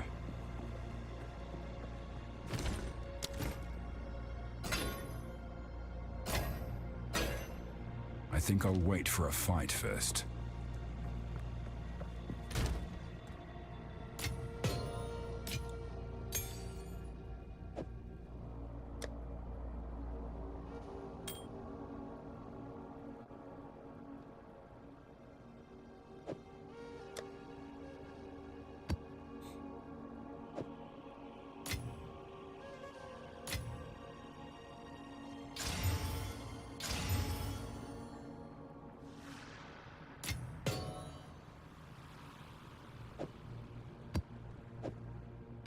Screw them next time, and or reforge them next time. And another 3. Nice. We are so well prepared for 3.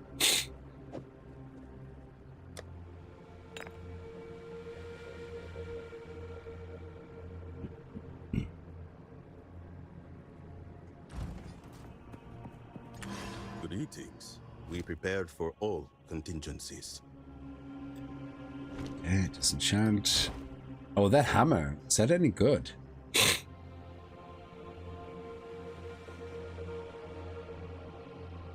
No, not really.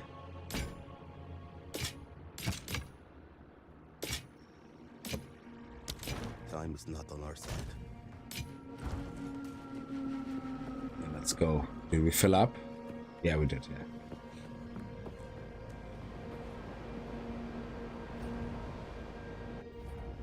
Originally, Red Bull was 200 milligrams per 330 millimeters.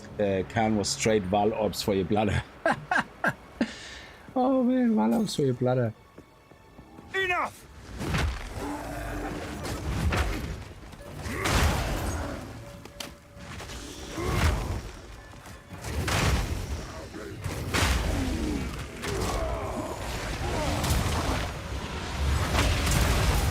Boom, baby. How do you like them apples?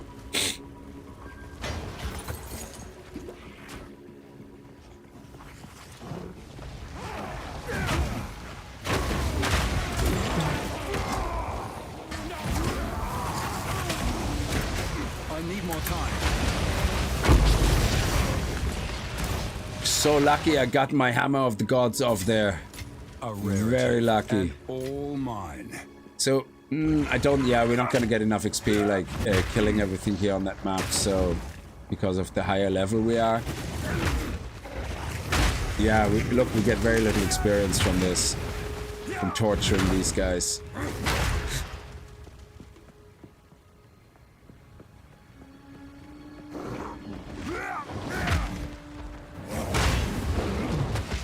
Yeah, we didn't even fill up the bar. Yeah, no, not happening.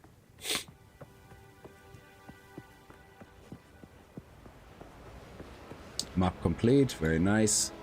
So this is 67 or something. We're now level 72. So we also start getting less experience killing things that low. So we only need one more map and then we're done with that as well. So we do this one. This one down.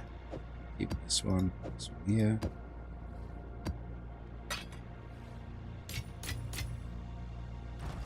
I speak. Yes. Until next time.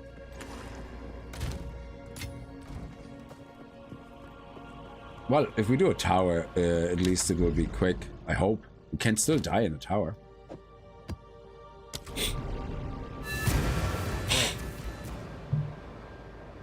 Aftershocks are also empowered by Fist of War. What is Fist of War?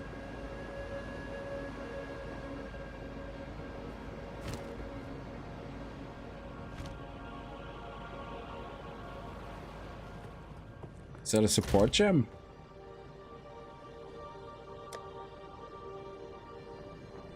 Actually, can we level up some skills? Let me see.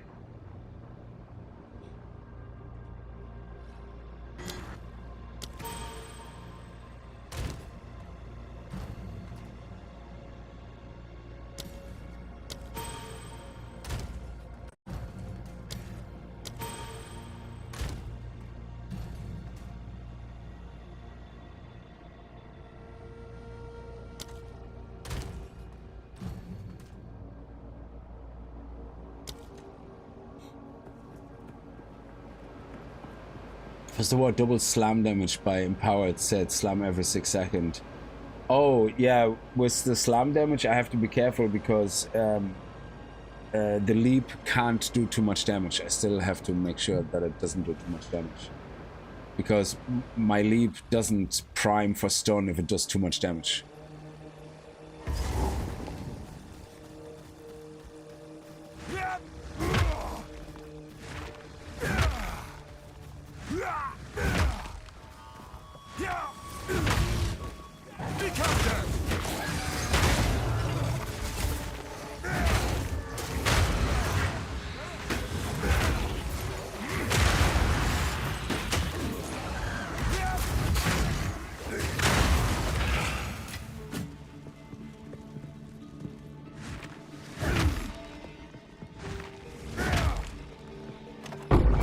Nice. Now that is what a yellow chest should be every time. This could forge something truly exceptional.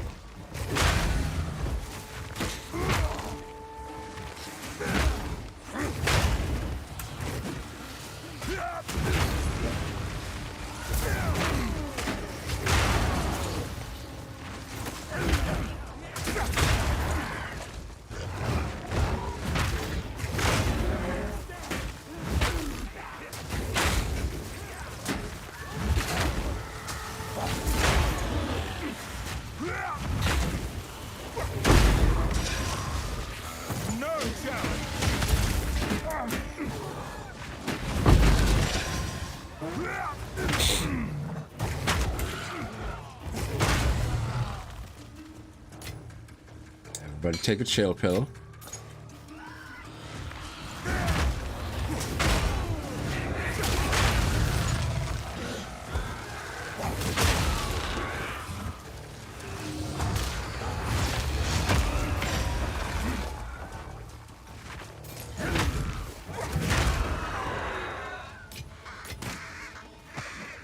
Don't know why I picked that up.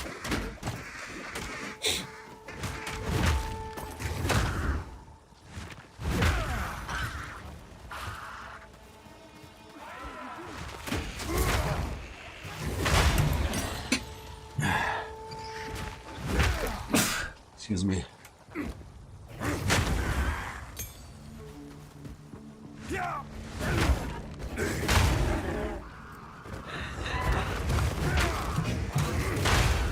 What is wrong with me?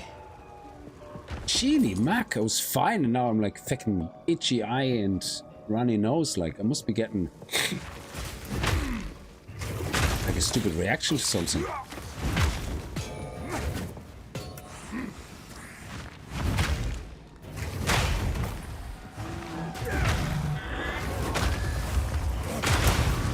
There we go. Ooh, golden charm. Here we go.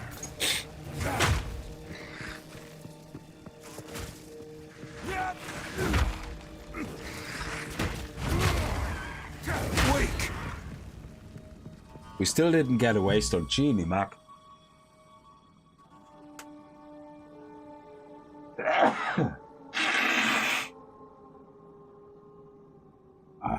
Maybe I'm getting a cold. I don't know.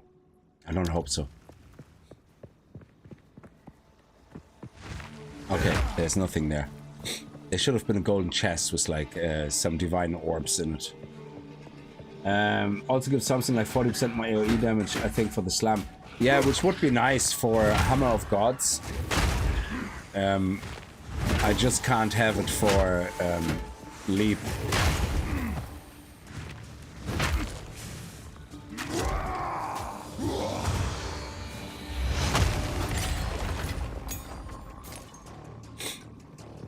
That's why Leap is still at level 7.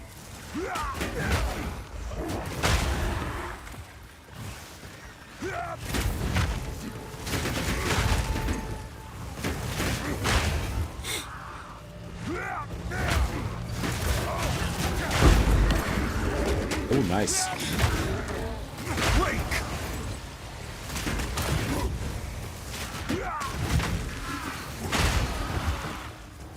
Nice.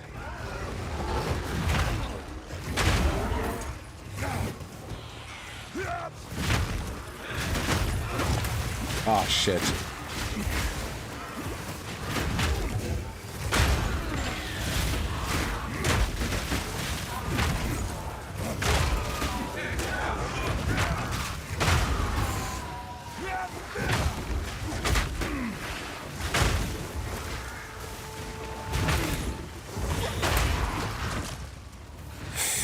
Flippin' hell.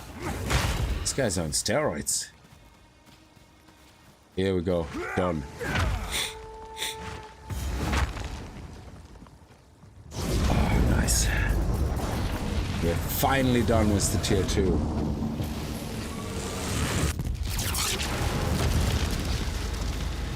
Yeah, support for Hammer, yeah.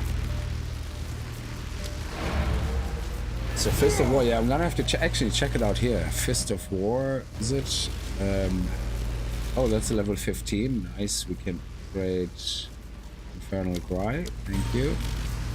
And I think we got a support gem here. Fist of War.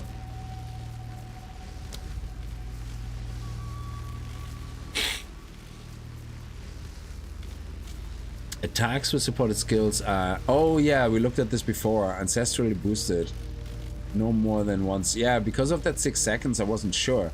But in this case, it means it will 100% trigger on Hammer of the Gods. Because we have such a long cooldown, it will be 6 seconds before it's used again.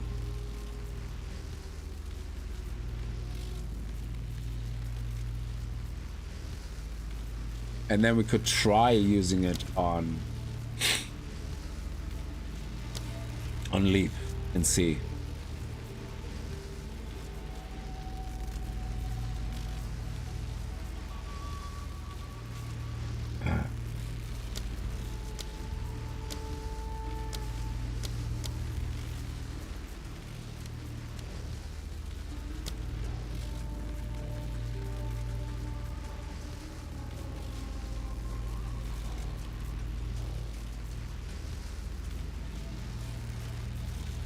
What is days? Ooh.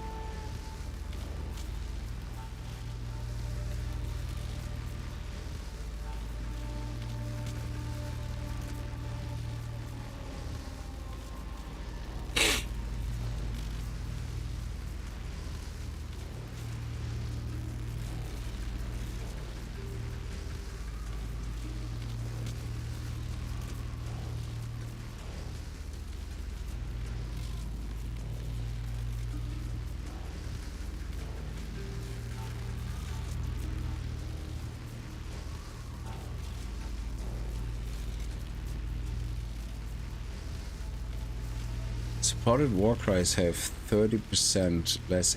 No, I want more area of effect.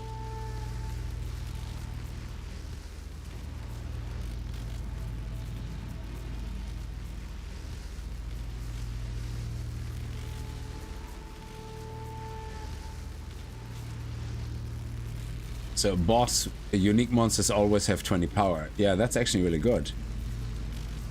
I think I'm gonna use Raging Cry on Infernal until I can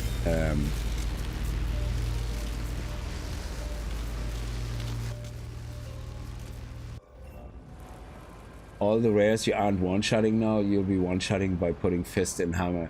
Yes, so I need to get an upgrade though. The space you cleared allowed. So because I don't want to I don't think I want to take anything out of the hammer right now. I need the cooldown recovery, less effective duration. That helps me a lot. This one does more damage, so I actually need all of these right now. Because one means the skill effect duration does what exactly? Hammer duration, so it takes less time for the hammer to come down. And the increased cooldown rate obviously is better because it takes it from 20 seconds to 16 seconds. I suppose in a pinch I could say, sure, have the cooldown be 20 seconds. And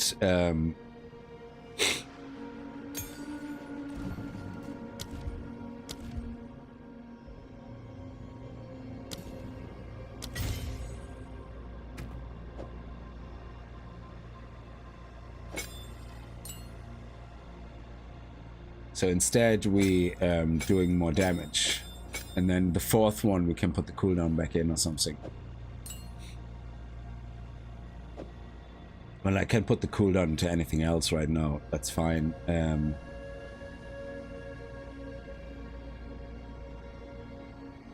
This doesn't have a cooldown anyway. Oh, it has a cooldown of 8 seconds. Yeah, 6.25. No, we just leave it out. Otherwise, I forget I have it in there, and then I craft it again or something. Oh, this could have a potential. What do we have? I speak. 104, 145. I'm not gonna get a good upgrade for a while. Yes. But critical hit chance, 7.13. That's not bad. How much currency? All rares. How much currency do you have? Replacing brutality with fist is a flat 50 damage boost.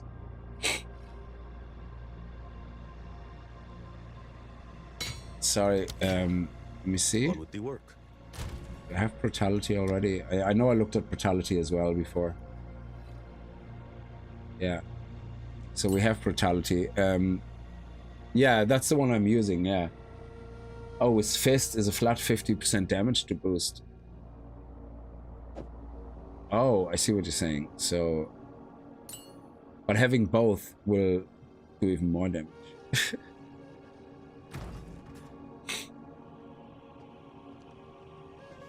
If I take this one out, I lose 3,000 damage. And this is 20%. So, but this is 35% more damage. Meanwhile, this is only 20% damage. Oh, 20% more damage and area of effect. Yeah. So, I think both together obviously make sense.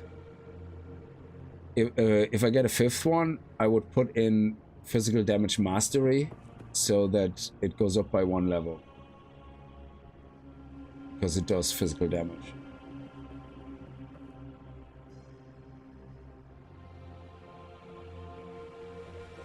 But why would it be a 50% damage boost? That doesn't make sense, because if you take brutality out, you lose 35% damage.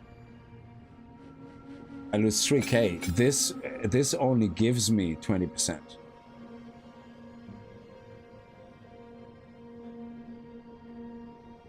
Oh, currency. You could buy as many as same level gems to make a bunch of hammers and jewelers. Oh, and then oh, okay, yeah. I see what you're saying. Yeah, I'm on non-trade anyway.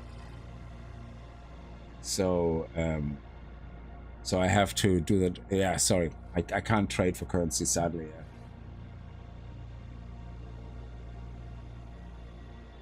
Oh, it's not mentioned in the tooltip. That's crazy.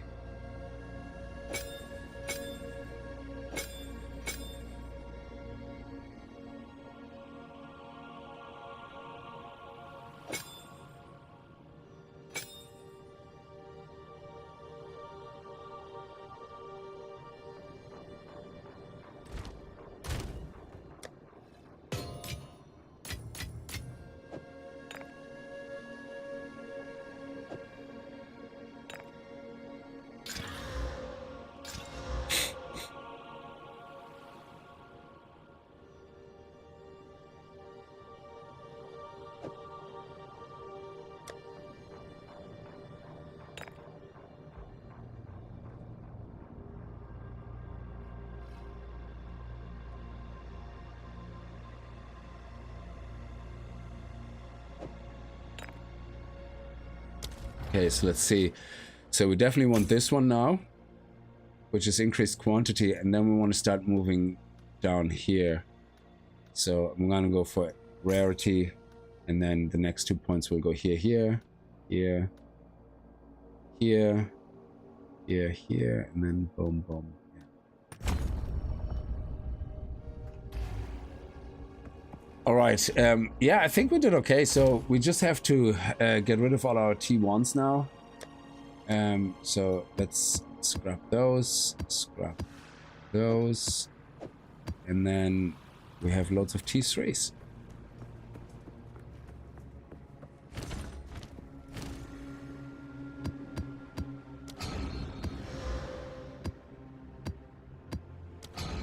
There we go. Nice.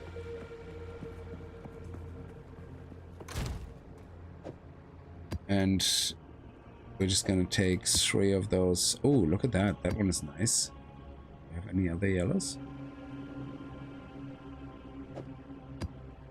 Burning ground, you can screw yourself.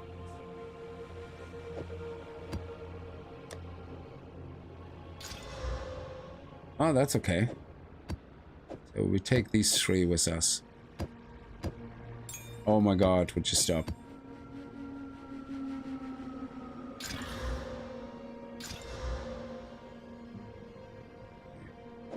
This one is going to be tough. Ailment threshold, stun threshold, damage extra cold. Additional packs of iron guards, 20% increase, 25% increased experience gain though. So this would be good on a boss map. The other ones we're just going to take along for whatever. So Yes. we have a tower now as well. So let's put the extra precursor tablet in.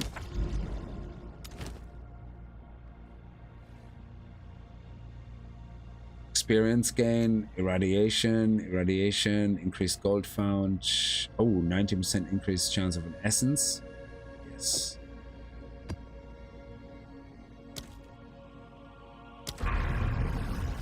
There we go. Nice. And we have a bog. The bog. Where we have a boss there, which is good. So we can use the big yellow one out.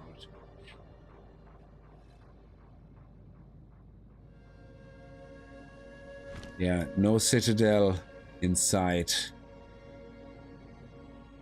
Let's see. Anyway, I'm gonna leave this here. So I'm gonna do some work on the warrior off camera. And hey, Zomskis, how are you? Kickz, glad to see you back, mate. Been a fan since 7 days to die.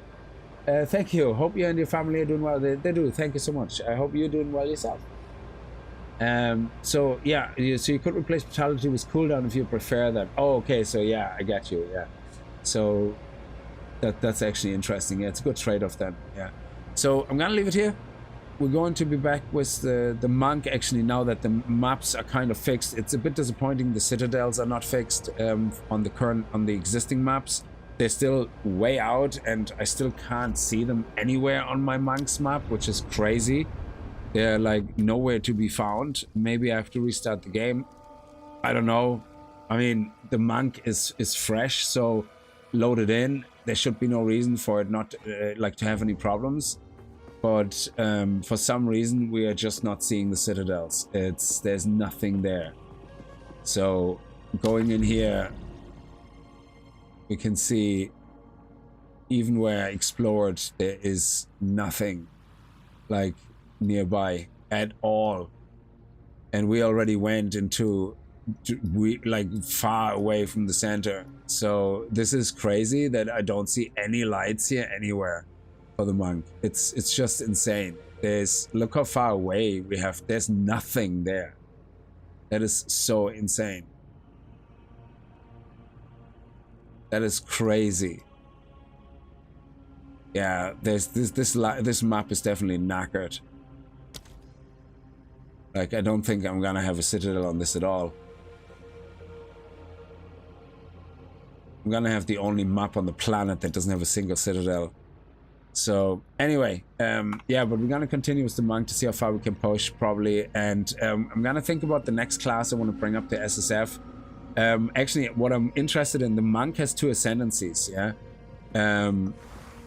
We're playing the invoker, but I want to have a monk that plays the other ascendancy, which is like lots of chaos damage and things like that. And it would be interesting to figure out how we can play with that. So, but anyway, yes, I'm gonna leave here. Thank you so much for watching. I hope you guys have a good night and stay safe. See you then. Bye bye.